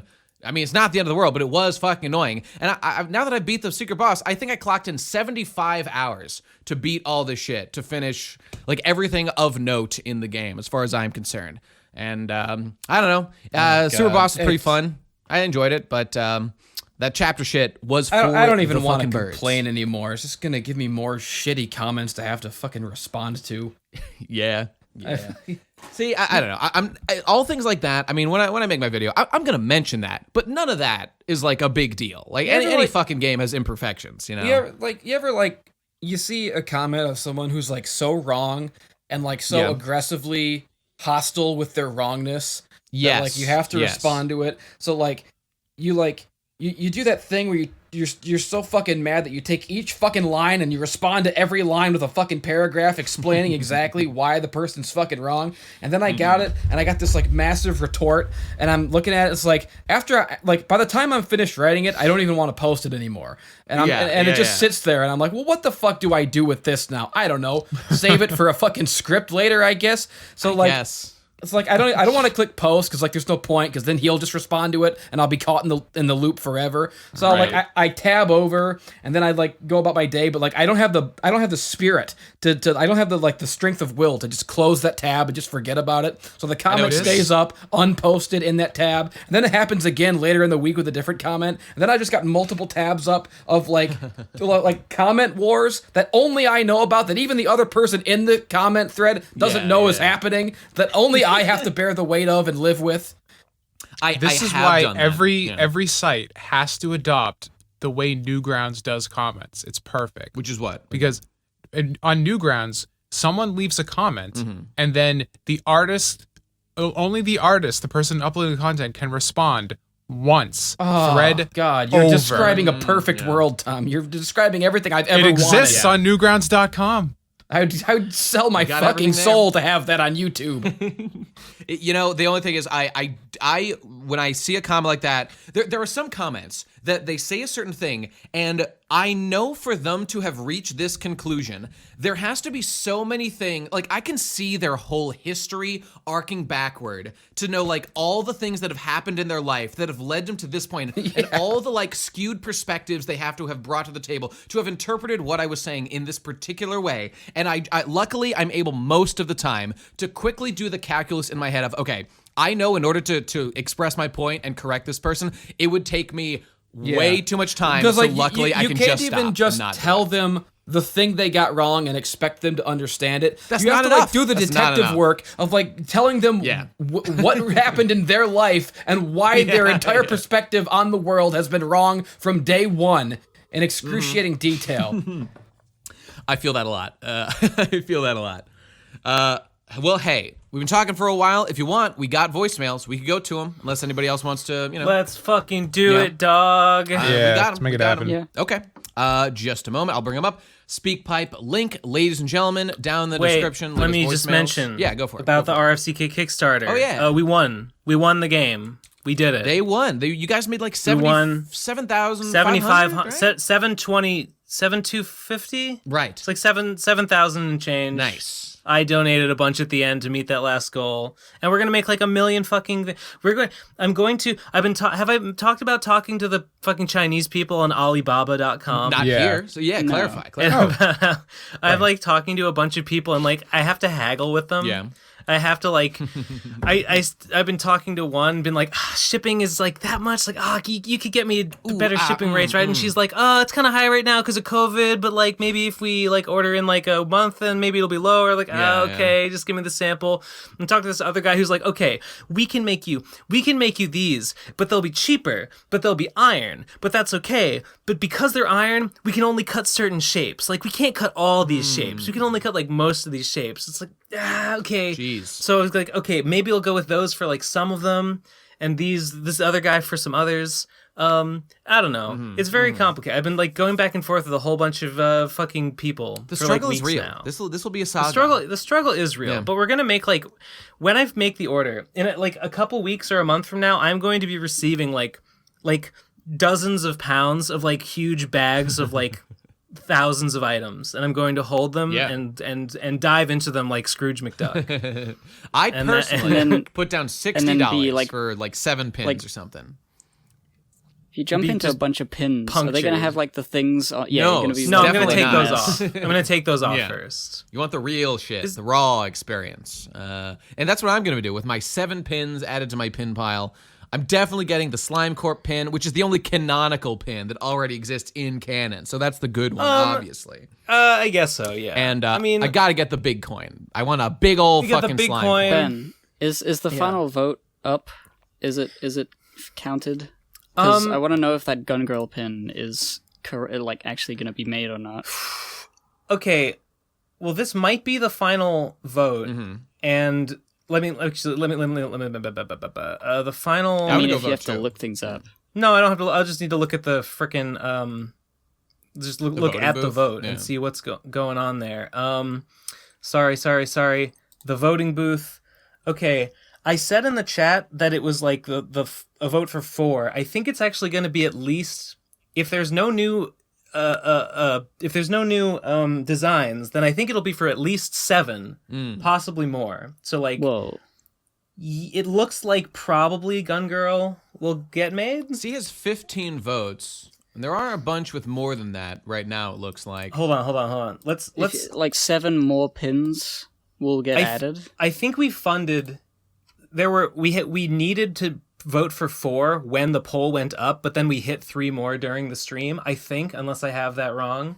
So yeah, Well, I that's think good. 7. So what is this? It looks like the top votes now are Gun for Girl is number 4. Number 10 is the the top Slime one, I think. Heart. Yeah. the Slime Heart, the Levy Jevy Stay Dead, Yep. Ew, who's voting the for Mega that? Slime. Gross.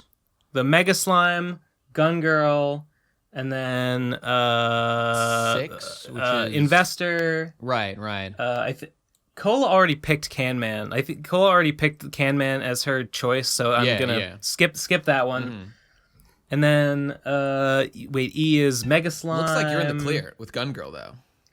It looks, yeah, probably. More or less. By the way, can I is I there a would say, number yeah. of times I'm allowed to vote? Because there's a couple I just want to throw a vote on, just for fun. No, you friggin' ding dong. You vote for as many as you want. Okay, just check. Like the point is that if everyone just votes yes on the ones that they would want, It all evens then out the ones, anyway, right? Yeah. then the ones that will get made will be the ones that the most people want. Right, I thought so. Okay. So yeah, Cool. vote for as many as you want. Sick. Well, there you go. I mean, so if you pledged, did you? I assume you pledged, Gib. How much did you? How many pins did you spring for? Gib was like the first one to pledge. Yeah. Yeah. I was excited because I knew it's like they're cool. How many pins are you I gonna have get, a place though? for pins. I think I'm getting 13, but like 2 of those count for the challenge coin. Oh yeah, right. Yeah. Sick. So yeah, a bunch. Nice. Well, congratulations me- on a successful Kickstarter, Ben. Yay! It is very okay. nice. Just had to update you. Another one I've supported. By the way, I just want to say, I really think that this like Kickstarter for specific projects thing is a smart way to go business wise. That's what Kickstarter's for. I mean, no, you're right, but I plan on doing like more small Kickstarters. I just think it makes sense, and like as long as you deliver successfully, because good idea. the reason it is good is because you basically get paid for it. Instead of like investing the money to spend, it might theoretically be cheaper to do it yourself because you don't have to pay any Kickstarter fees. But aside from that, it's safer because if you run the Kickstarter, then people pay for it ahead of time, and you don't assume the risk of like investing in product that you then must hope will sell. right. Right. That's you very know true. if there's market interest. Exactly right. And I don't know, like Mia, I mean, yeah, that is a big one right there. And then you have the additional benefit of like, as opposed to, I mean, I don't know, I plan on personally like having a Patreon model going forward for a long time. And then also when there are specific projects, trying to get people to fund those, in addition, like me and Digi will eventually do our thing probably and do like a Kickstarter for like, I don't know, like some amount of money for some product on the other side or whatever. I don't know, just an idea, but I don't know, just seems like a good idea. All right, anyway. That's all done. So if you didn't get any pins, too fucking bad. You missed your window. You'll have to wait for, I think we might do these once in a while. Like maybe 6 months from now or a year from now, maybe we'll do this again. And again, you will be able to. People can submit their own vote, and but all the ones that got made this time will be available to be made next time too, because the manufacturers will keep the molds, so we won't have to pay for them to So we'll be able to order another 100 of an old design at just for the manufacture cost, which is pretty low. Yeah, that's sick. That's sick. So I think that's the plan. I think they're not going to be available just to buy anytime you want, but they will be available through future events like this. Cool. Well, voicemail time, ladies and gentlemen. Click the link down below if you want to leave voicemails at the SpeakPipe link, and if they're good, we'll play them. So let's get to them. Oh, this is a public service announcement from beloved. So this is the pre-voicemail one. It's Marinpan, one of our admins from the PCP Minecraft server, has something he wants everybody to know. Let's hear what he has to say. Go. Hey, remember that Pokemon MMORPG Game Freak's never gonna make because of their bad idea-only policy? Well, it's been under your nose this whole time. Pixelmon is a sexy little mod that turns Minecraft into a fully functional Pokemon game with mechanics up to date with Ultra, Sun, and Moon. And this May 20th, that's right, look at me when I'm fucking talking to you. You have the chance to become the coolest guy. Come join the Pro Crastinators Minecraft server's first Pokemon Championship tournament for your chance at the highest title in the land, in video games and in IRL. For the next few days until the tournament, we'll be disabling the whitelist so you can come in, build a team, and show the world you know about Pokemons. Live on Shekels for Heckles. Stay tuned for monthly free days. Shit. Be there right. or be square. There you go.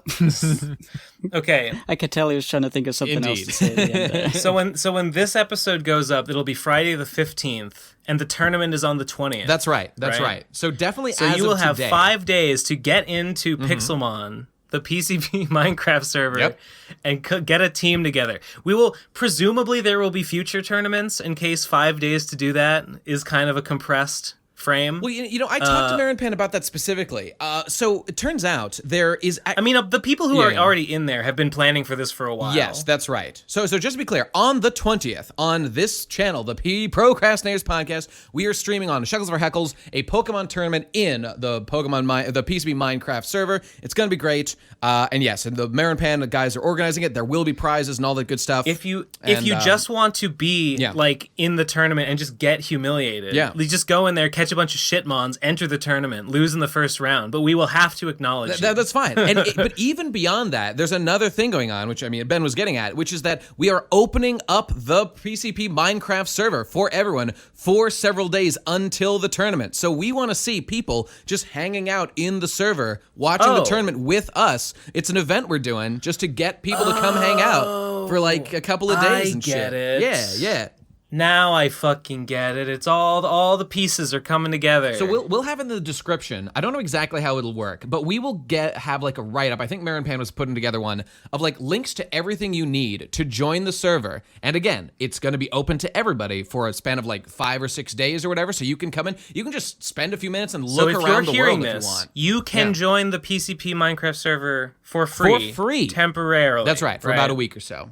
And after until the tournament. And we're thinking of doing future events like this. How cool would it be? How cool would it be to have the stands packed? It would be with little Minecraft Steves. Your little Minecraft boy will be visible on this channel during the stream as we are watching the tournament live. You could be in the stadium. That sounds really fun. That sounds really cool. It's a fucking great idea that Marinpan and Lumia came up with. I had talked about competing in the tournament, but even back then, I was boy, I feel like I'm so far behind, on catching mons, and now I must be so far behind. Well, let me tell you, because I was curious about this too. So by far the hardest part is catching the Pokemon. And by the way, there is a write-up, that I'm sure will be in the show notes, about the specific rules for the tournament. Catching the Pokemon is the hard part, but leveling them up and EV training them is actually super easy, and it takes a little bit of time. But the old the Horseshoe Crew house that exists in the spawn point, Like, Mage set that up when she was admin to just make it really easy to grind all your Pokemon to, like, level 100 in, like, a few minutes against these, like, level 100 Blissies. With the Blissies, That's right? right. Yeah. And EV train them, too. So, it's the other stuff that's harder to do. But actually getting level 100 Pokemon, pretty damn easy. And the boys in the server will tell you all about it if you want to stop by. I don't know how to EV train, but I got all my guys to level 100 with the Blissies, and it takes takes like 10 minutes of Pokemon. Yeah, that's right. If That's right. that. So I don't even fucking know how EVs work, frankly. I don't know how to reset them. I don't know anything. But I've been told that it's easy if to you do. give him a Thunderstone, it turns into a Jolteon. Oh, shut the hell Bazinga indeed, my good man. So there you go. So, I mean, even if you don't want to participate in the tournament, it would just be really fun to just be on the stream with us on the 20th, which is, by the way, at 3 p.m. Eastern Standard Time is when we're starting. Just come hang out and spawn. Let's have a big fucking party on the server. You don't have to pay anything to stop by for the couple of days. So, fuck it, man. Do what you want. It's going to be a good time. That is pretty hype. Yeah. I gotta say. It's gonna be sick. It's gonna be sick. So there you go. And our boys, our admins, have more plans coming in the future. So hey, if you like Minecraft, we've been hearing these thoughts of like, oh, I like Minecraft, I like PCP, blah blah blah, but not to Pixelmon. We are working on some ideas to address those concerns as well in ways that give everybody what they want. But we'll get back to you on that. We're cooking up some ideas. Anyway, maybe I'll hop back in the server this week and fuck around with my team a little bit. That's a good idea. It's a good idea. Everyone's welcome. We can have, I don't know, a big old fucking tournament as long as we want. Okay, on to the next one. So, okay, here's our first big boy one. How many more? I think we have a total of 9. Oh, God. Okay, Jesus. we'll go through them fast. Strap in for another hour. Holy shit. We'll go through them fast. I promise, guys. All right, this is a good one. Here is a Discord @everyone rant. Go. Why does everyone get so fucking angry when you everyone on Discord? Like, what the fuck? It's just a notification. Why are you so pissed? I didn't, kill your dog or anything. Jesus Christ. Everyone. I have, never seen anyone where I everyone, and then it's they're fine with it. Everyone is fucking mad for some stupid reason. It's retarded. It's a notification. If you don't want it so much, turn it the fuck off. There you go. Thoughts?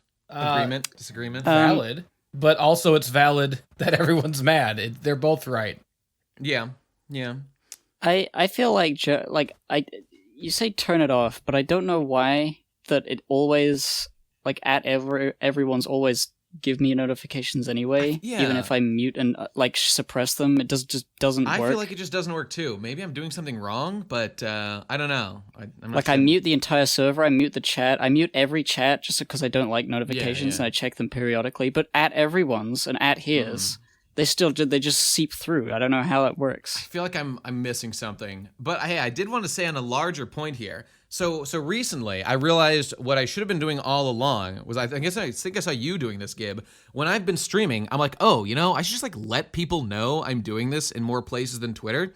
So I've just added people on my patron server, and then also I think in the PCP one, and I've got a couple people being like, oh, I got 2 notifications. I'm seething with rage about that, and they're not wrong. I get it, but I'm wondering how much I should care that 1 or 2 people are mildly annoyed by an like that, at that time. It doesn't matter. No?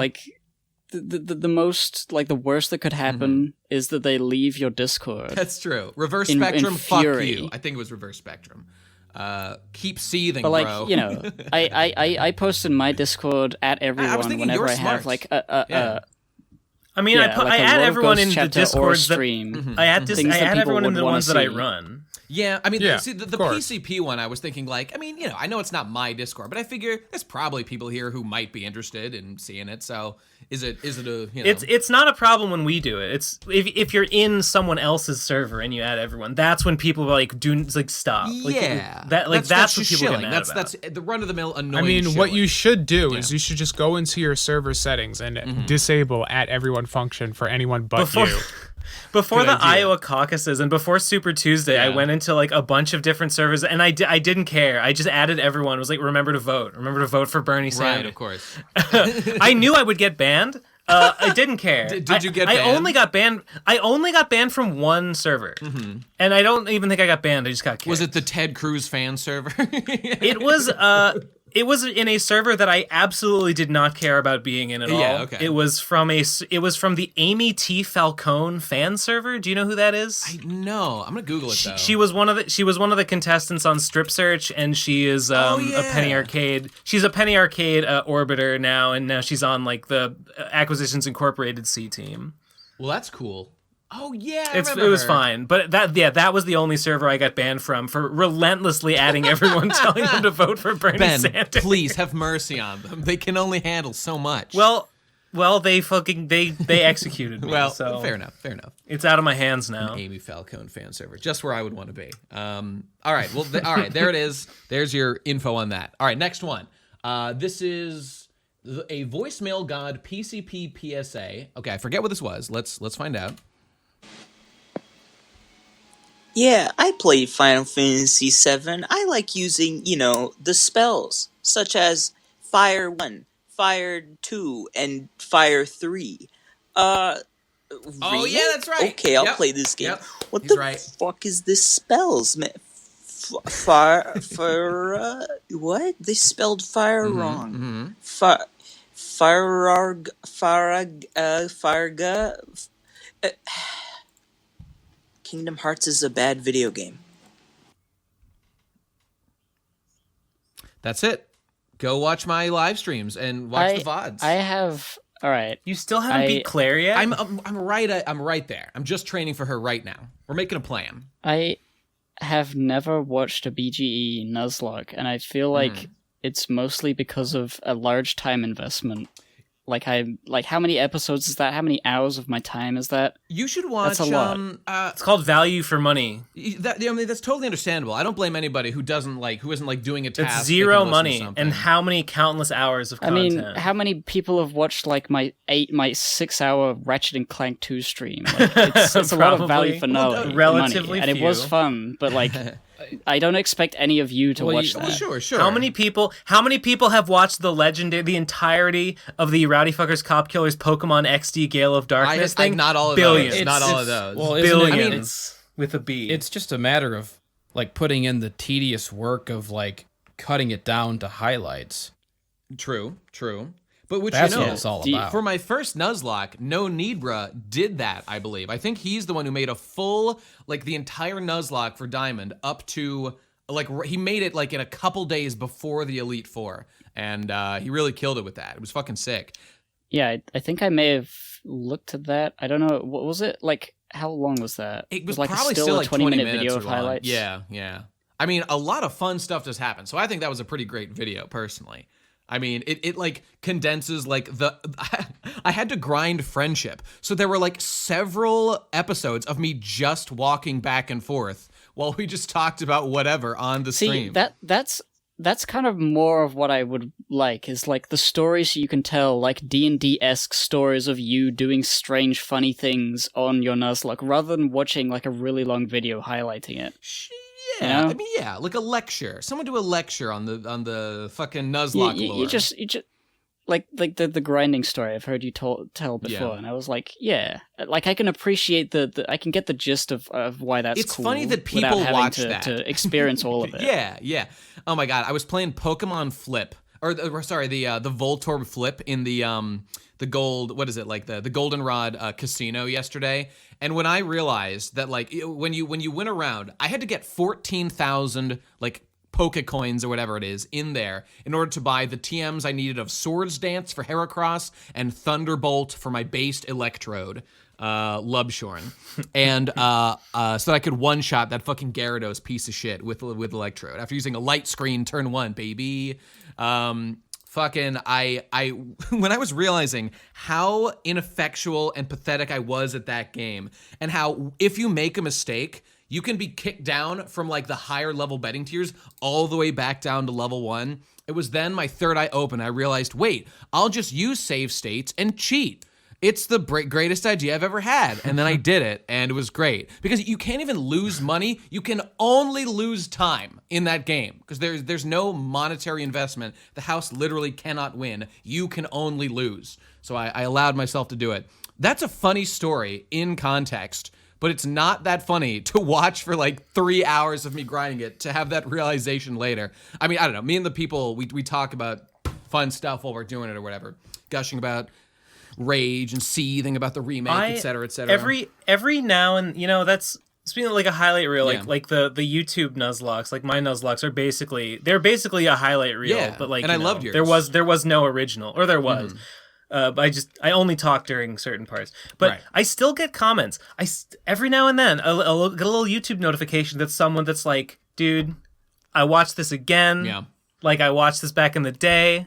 Please do another one. And I'm like, ugh. I want another Ben Nuzlocke too. Ugh. I mean, I know. Have I already said what I'm thinking? Yeah, you said of not Yokai Watch, but the other one, the Temtem. I was considering, and I don't know if it's a good idea yet. I have to look into it, but I was considering that maybe when I get back to streaming, whenever that is, whenever I'm ready to do that, I will start a new Nuzlocke, and it would be a Temtem Nuzlocke, and it would be and then I would probably cut it down and make like a highlight YouTube show. I think want, as the number one fan of your Nuzlocks, I want that to exist. The only I don't know how Nuzlockable Temtem is.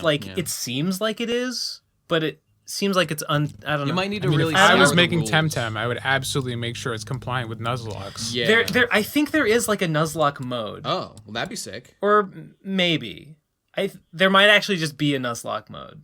That would take the fucking pain. But you know, Pokemon Uranium had a Nuzlocke mode, and it made me really mad because there was a it seems one of the rules that it imposed on you was that it would not let you catch duplicates, right? Okay. But it did not count different Pokemon from the same evolutionary line as duplicates. Okay. So if you had a Tentacruel, if you had a Tentacool and you found a wild Tentacool and you didn't catch it, right? Yeah. It would consider that to be the one you're allowed to catch. Oh, yeah. And it would be like, no, you can't catch anymore. That's lame. Like that was your chance. Lame. Even though obviously, the spirit of the dupes clause is that no, that would be a dupe. Like that's effectively a duplicate. Fuck you. Okay. Yeah, that sucks. That the Uranium Nuzlocke mode had that one glaring flaw that made me so mad, and that might be why I didn't end up playing that game. Lamau. Fair enough. But you know, maybe I could go back and do that. Maybe we could go back and do that for like RFCK because it's like toxic waste. Yeah, that sounds awesome.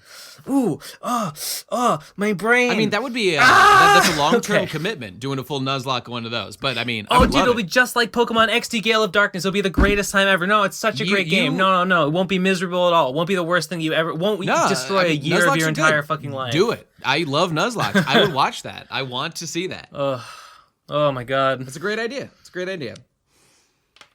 Briefly on the subject of highlights, I really feel like I might at one time want to go back to my Gibbon gaming streams and like sift through them to find like the good moments, because there are a lot of like really, really funny like Game Grumps-esque like laughing moments.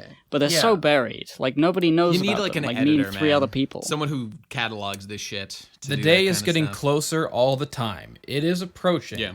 When I will have enough like saved up inventory of Let's Plays and highlights to relaunch the Blue Glow channel. And that day will be glorious. There will be just a never-ending stream. It'll be like you've entered the land of milk and honey. You found the promised land of funny Let's Plays, where Mako energy flows from the ground. It's just gonna be. I think about it all the time. I fantasize about this far-off day in the future, and it gets closer every day. Because every day I accumulate more footage, and I sit here and I tediously make my little highlight reels, and I make the thumbnails. The other day I sat here for fucking 3 hours making thumbnails for all these like backed up clips and footage, and I'm like a madman. I'm just sitting here plotting the day when I can be like, hey everybody, guess what? There's a schedule now. There's gonna be a funny Let's Play every day for the rest of your fucking lives. And they'll be like, oh my god, we love this guy, and I'll be like, yes, money, all the beautiful money for all the entertainment for you and all the money for me. I want that, man. I'm waiting for it. Hey Jesse, where's the Dark Souls thing that I was? Poise Boys. Like you were playing a Poise Boy, and then Shield O'Neal, my character. Me and Gibbon did like a multiplayer Dark Souls run together, where the conceit was we would both make characters specifically maxed out in poise, just to kind of explore this forgotten stat in the series. Yeah. And it was called Poise Boys, and my character was called Tank McSpank, and his character was called Shield O'Neal, and it was awesome. And I have all the footage, and I was looking for it the other day, and I couldn't find it. And like I had this moment of like, oh my god, did I delete the Poise Boys footage at some point to like save on space? Oh no, I can't find it anywhere. I must have deleted it. What a fool! I could have finally used it. What a foolish man I am. But then, miraculously, I was going through like my little dashboard page on YouTube for the channel, and like turns out I did delete them for space. But first, I made sure to upload the raw footage as private videos, so I still have it. I still have the Poise Boys Thank footage. God. Cool. It will be seen someday, come hell or high water. Excellent. Hell yeah. All right, well, let's move on to our next voicemail. We got plenty more to get through. All right, so this one is Shaggy Gives Us the Good News by Jelly Beaner. All right, take it away. Hello, brothers and sisters. Today, we'll be listening to a PCP passage from the patron saint of wrestling, Jesse. Please turn to chapter 69, page 420, man, in your PCP branded Bibles. Let's hear the wise words of Jesse. Fucking Jews. Mutilating our babies and selling their balls in a cold bag next to the ice cream. I hate Jews. Here, Jesse is clearly telling us, exclamation point, dab on the Jews. Now, there are those who oppose the dabbing of Jews. They're like Jews in sheep's clothing, man. To them, I say, exclamation point, dab. Will the congregation please stand so we can all dab in unison on the Jews? I'm up. Everyone stand Yep. up. Standing. I'm standing. Absolutely. That is so fucking weird. That clip is... Yeah, what's that from? I can't remember. Why did it end? That's it. That's the end of the sermon. No! I know it's sad. I know. Well, dab. Isn't that from like Fuck It's from Cars or Fuck something? Pizza. And like... right. It's like someone just asked me about it the other day. Someone like messaged me like, "Where's Fuck Pizza? Why did you delete Fuck Pizza?" Like I didn't delete Fuck Pizza. It got fucking taken down for hate speech because of that Jew joke. Right. And it's like, it like obviously I don't remember the context, but the video's about pizza. I was fucking I think I remember, like you said something like Howie cost. That's right. Point. That's right. Like, Yeah, that was the the punchline punchline? was Howie cost. Because that's why I was talking about. I was talking about how oven pizza is not real pizza, and it's not. It doesn't taste good. DiGiorno sucks. The commercials are lies. The oven sucks, and from the oven became became Jew like a jokes, Jew yeah. joke, and because the Jew joke then went into the punchline, which was the fucking Howie cost, as in Hungry Howie's. It was not, it was a fucking pizza joke, and they took down the video for hate speech! That, I mean, obviously retarded, but I don't know. Yeah, what can you do? That's YouTube for you. That's YouTube. Michelle got her Twitter taken down for... It was like a black guy pointing a gun at the screen, and it was something about like begone thought was like her text, and like that was considered like a violent threat or something. Which I mean, it was a man with a gun. Okay, sure, but it was a joke. You just can't, when you're in charge, you just can't. No, it was Big Champ. It was Big that's Champ. right. Yeah, a silencing Big Champ her. is on to Michelle, trying to subvert their. Her, evil they wanted her intentions. oil. God, Right. fucking, She was getting the word out. That's right. I'm mad thinking about it. I'm mad all over again. Howie cost is like the best joke I've ever fucking written, and they took it from me. What can you do, man? Hey, let's move on to what do we got here? Blasphemous Gnats Gold Dig Grotto. Jesse saves the PCP. Okay, apparently I think that's the full title. All right, let's take it away. Go. Hey boy, what you doing down by the river?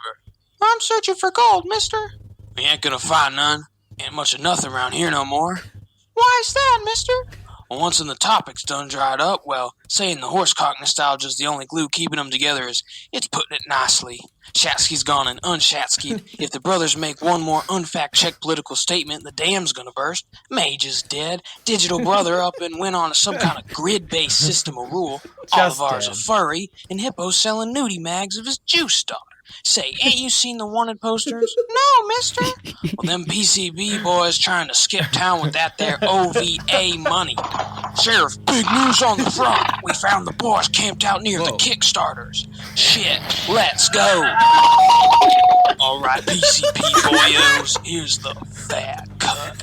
We end your careers now, while you still got a little something left in you. I hate God. Sir, I don't think they'll listen to no reason. Damn it, we're going in.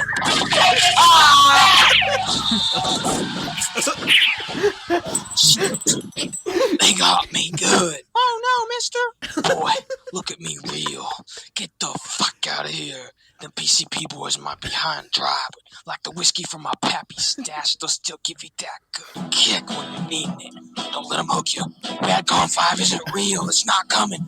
Sheriff, it's the Ellis one. He's back. That's it. No. That's the end.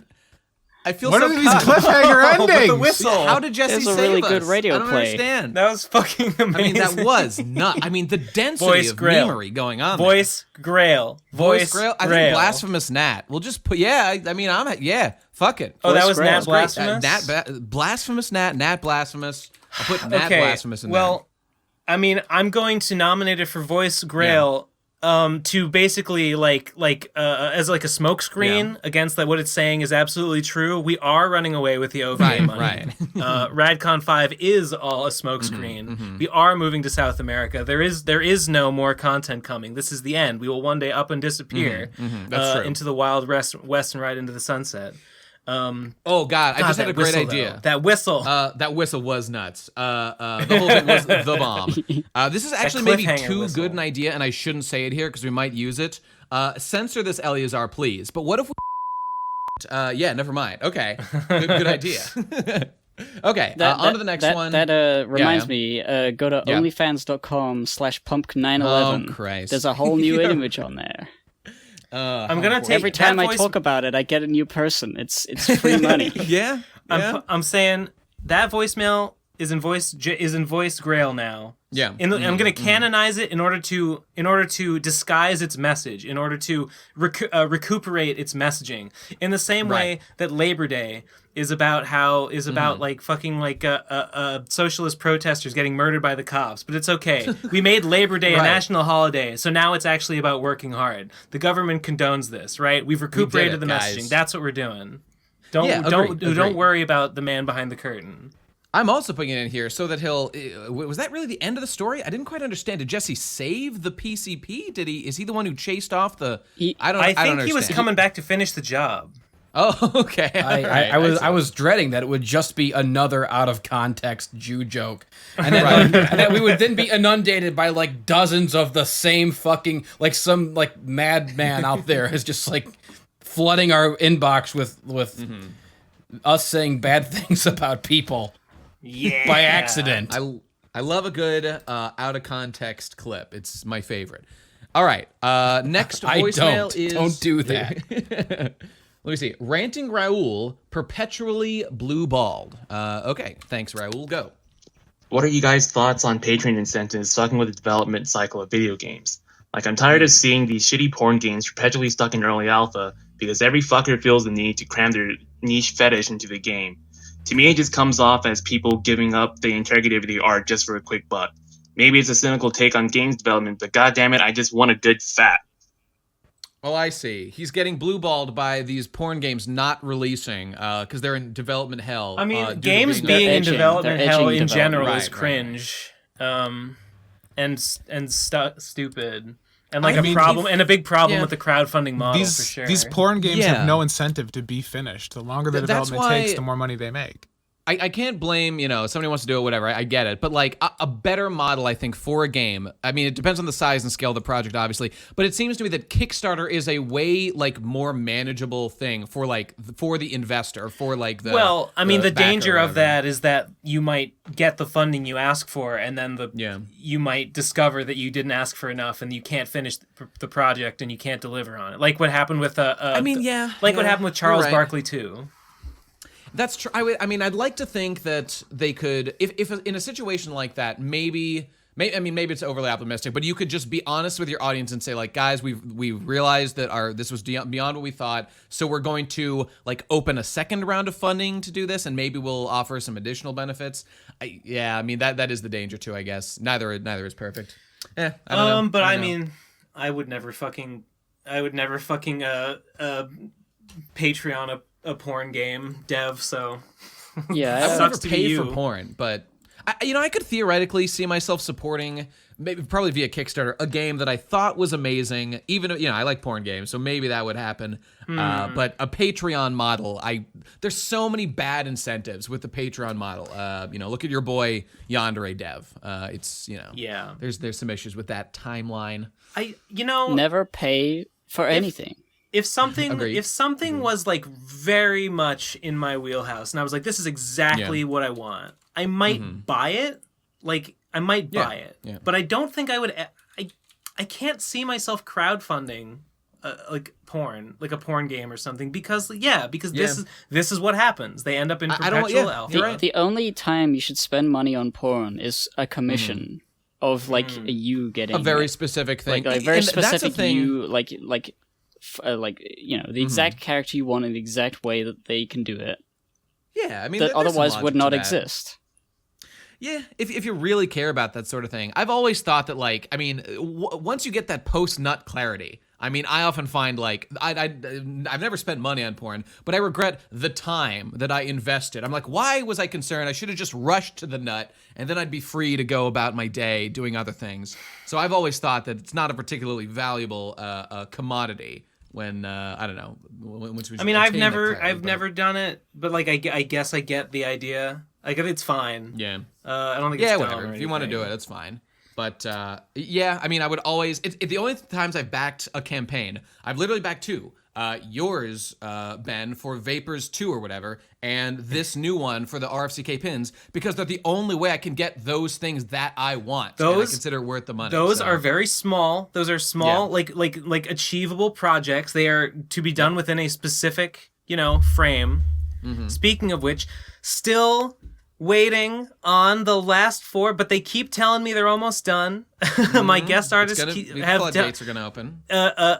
Jade and Nexus have both told me, reassured me again of late that their guest vaporettes are nearing completion.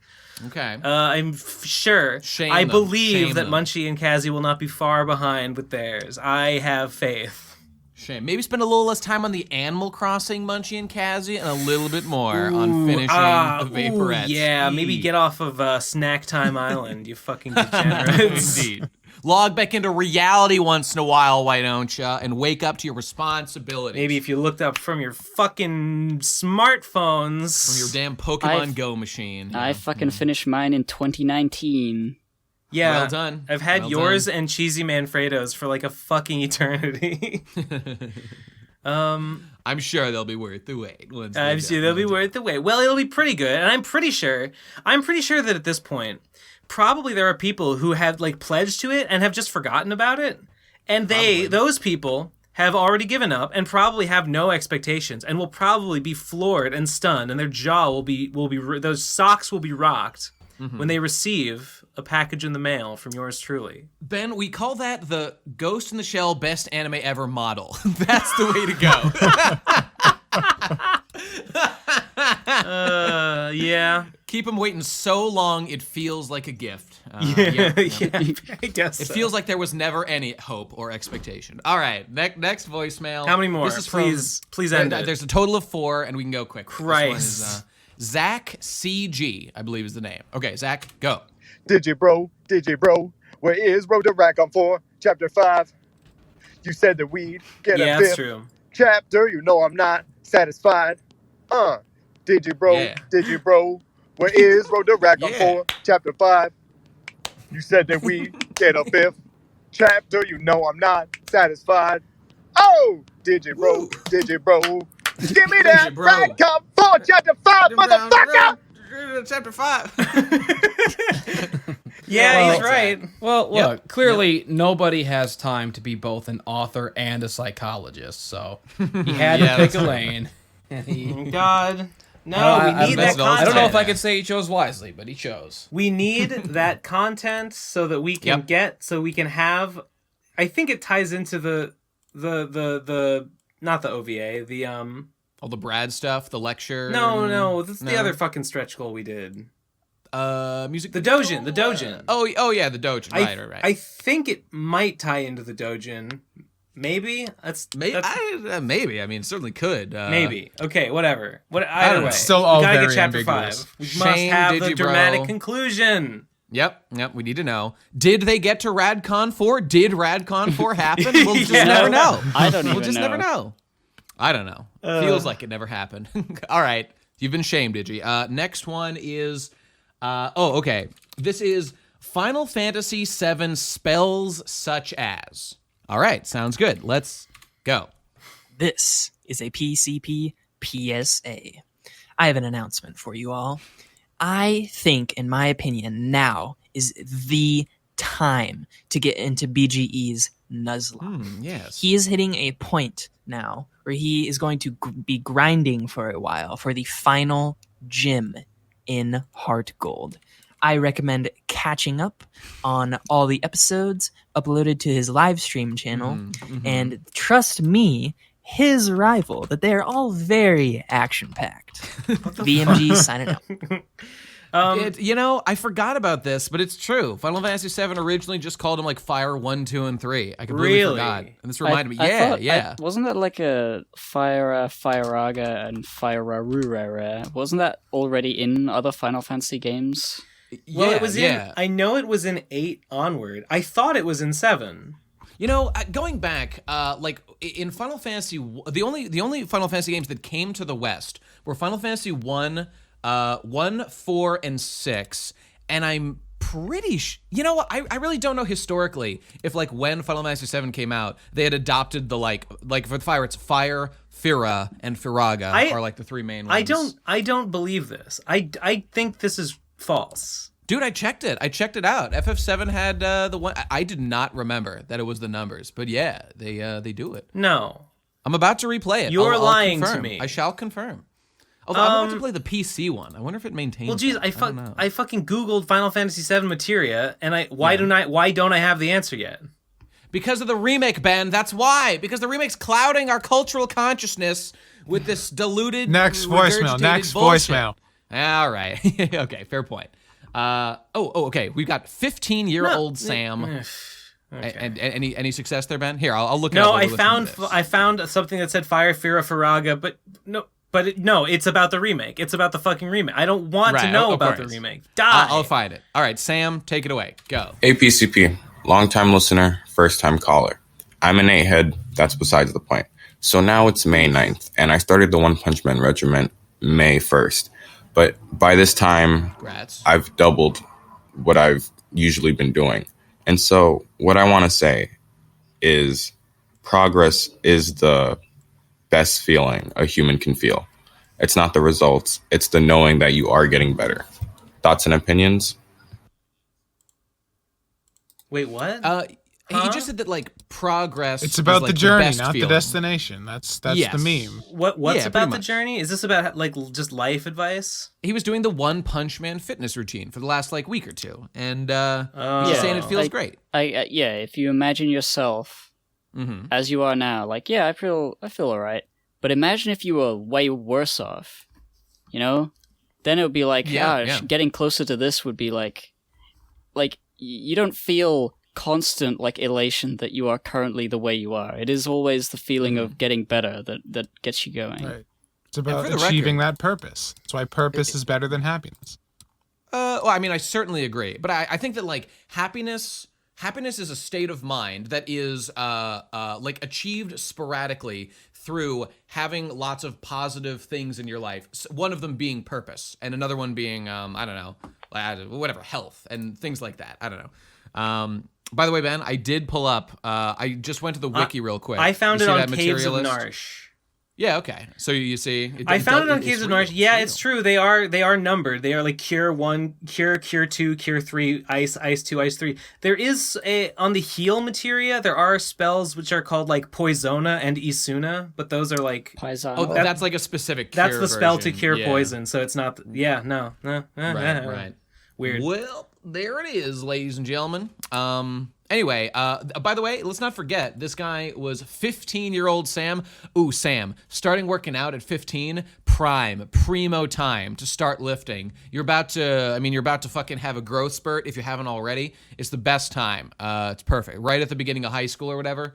You're going to be swole as hell. And by the way, like, it is a real thing. Noob gains. Right when you start working out, the going from no exercise to some exercise is by far the biggest single jump in your, like, That's true. in your fitness, like, growth or whatever. So he just said he, like, doubled his push-ups or What's whatever. the 80-20 rule? You get 80% of the results out of 20% of the effort.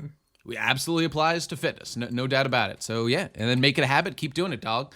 All right, we've got one final voicemail in a similar vein. This one is, MyFitnessPal is the most flaccid app on the earth. All right, go.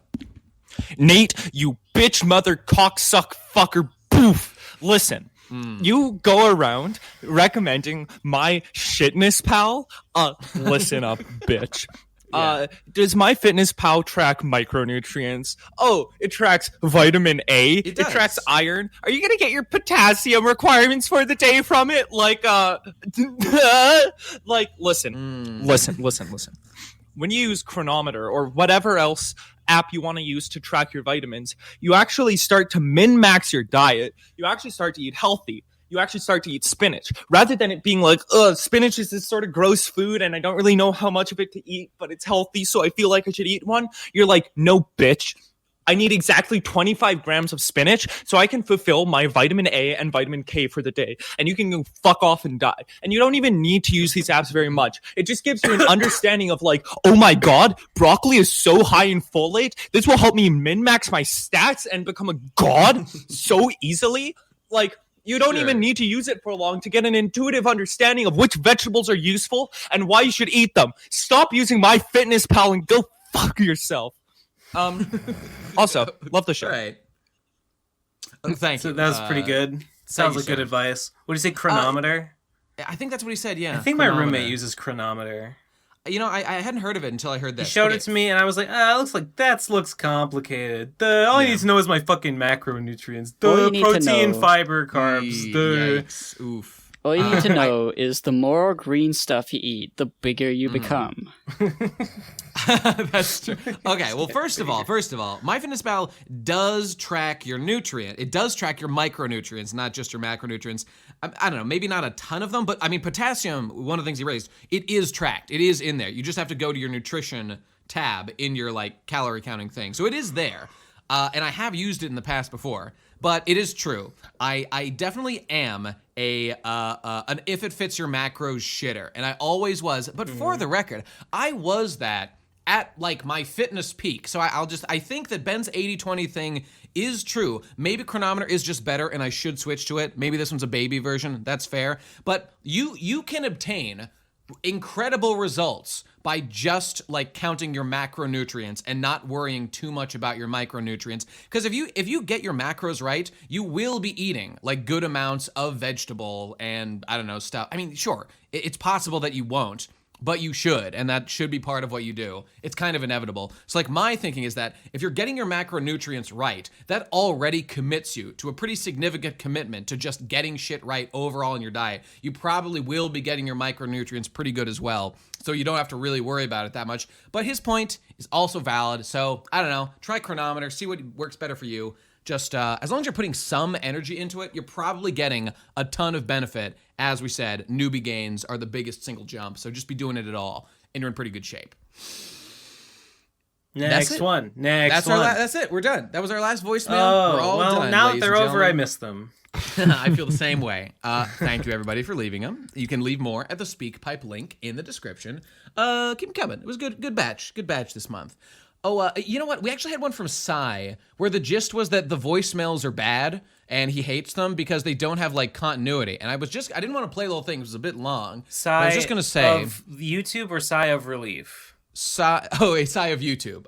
Yeah, that guy. Really? The water park enthusiast. Yeah, he left a voicemail. It was And just we kinda didn't long. play it?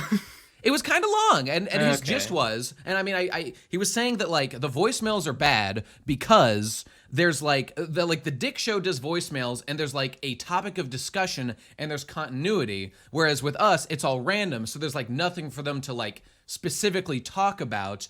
And while I agree that like could make it better, and it What might be are good we? to hear, That's stupid. That sucks. that's just not the standard we're looking for. That's This you show know, had this topics is- for years, and everyone did nothing but fucking complain about it.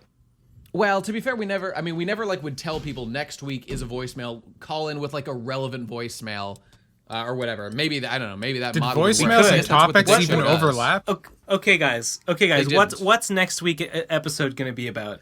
Hey, you know, that actually reminds me. We don't know what it's going to be about, but you know who will be there? Fit MC is going to Wait, be here what? next time, and he's going to What? yeah. Why? Fit MC? We just talked to him, and I mean, me and Gabe were talking. We were like, we should get a guest, and then we Oh. said, let's get Fit. So he's going to stop by. Fit's okay. I guess so. Yeah, why not? He's a good man. We've been saying we should have more guests. We say Yeah, all if you, the time. If you We got say a we should have voicemail more for guests. Fit MC, you should send that in. We should have Fit Yeah, MC. if there's anything you want him to respond to, see, I'm glad we brought this up. That's a good idea. We should have Fit MC something, at the go on the for it. Minecraft thing when we do the fucking battle. Yeah. Oh, is he should going to be a guest there? He should.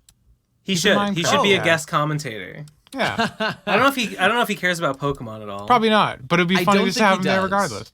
I'll ask him if he wants to. I mean, it is sweet. He was like, dude, he was like stoked. Like now that he's hit like 1 million subs, there's that thing that happens where he'd be like, ooh, do I want to like waste his time by like, we have such like a little baby thing here. Do I want to bore him with an offer? But Dude. that probably, they probably still like to get invited to things. What about and, who is that fucking guy? Who you're gonna know him? The guy who on Twitter said that he would be on any podcast that has over like 5,000 viewers. Oh, McAfee. We should get fucking McAfee the week after that. we probably should. I mean, literally, why not? He'll do it. You know, That would be funny. You say that, and I understand the impulse, but like, why? What are we gonna talk to fucking McAfee about?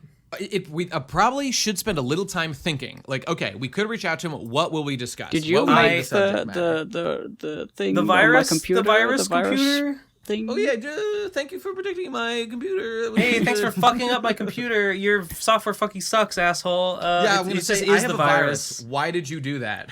Why did you do that, Mister? Did you really kill that guy in that woods or whatever in Bangladesh or Bolivia or whatever it was? So, I guess what I'm saying Mm-hmm. is I don't care about talking to McAfee, but if anyone else does, whatever. It sounds fun, but like we should think of what we would discuss with him. At least a little bit, I think probably. I feel like Digi I don't would know. want Nah, to I talk think to it'll be him. funny if it was like terrible and cringe. Yeah, we get him on and we're like, okay, so thanks for agreeing to be on the podcast. Who are you again? Oh, so like with Fit, That for would be example, way since he's gonna be funnier. on, I haven't really been following every detail of like what Fit's been up to recently, but I know he's been doing like a bunch of like these more like big community Minecraft things. I don't want to just say, hey, I haven't looked into this at all. I don't know what you're up to. Like, can you just like say it, please? Can you just like explain Tell it to us me? what is why you're here and who you are. We could start it with the classic justify your existence and just let him take it from there. Yeah, okay. So Yeah. call in for Fit. Hey, Nate, we gotta fucking get out of here so we can call our frickin' mom on Mother's that's Day. in half an hour. You're absolutely right. I just got a call from them on my phone and I didn't answer it. Bro, epic. Suck a fuck, mom and dad. Yeah, all right. Well, let's go do that. I gotta go fucking install Zoom and shit. Luckily, we're at the end of the episode anyway, so support us and show us your love at patreon.com/theprocrastinators. There are 27 bonus episodes that you can get access to for a measly $5 dues. So go do that and have fun listening to them and support the show. And if you only want to do $1, hey, Patreon Discord, there's that. Or give us more always an option. Happy to take that money and put it to good use. You can, of course, play Minecraft with us. As we said before, it'll be free for like 5 or 6 days when you listen to this. I'm sure in the show notes we'll have links to appropriate guides on how to play, because you have to put some fucking files in the right place and have the right version, blah, blah, blah. We'll help you out with that. And the tournament will be on the 20th, which is 5 days from now, or 6 days, or 4 days, whatever it is. So won't that be fun? Come join us in the Minecraft server and hang out with us while the tournament's going on. And it'll also be streamed here. And your friends can look on the screen and say, whoa, it's your fucking avatar. That's so cool that he's in Minecraft on YouTube. And you'll feel very special about that. And what else we got? That's it. SpeakPipe, more voicemails, etc., etc. Twitter, @TP Crastinators. We'll be doing more announcements and all kinds of stuff there. More rad content is being worked on. Taking a while. We're at kind of some junctures, so we got to work on it for a while. But you'll see it before too long. So just hang in there, lads. And that's it. So thanks for being here this week, everybody. We'll be back next week with another one of these. Fit MC hanging out with us, and maybe more guests to come in the future. We'll see. See you then. Bye. Bye.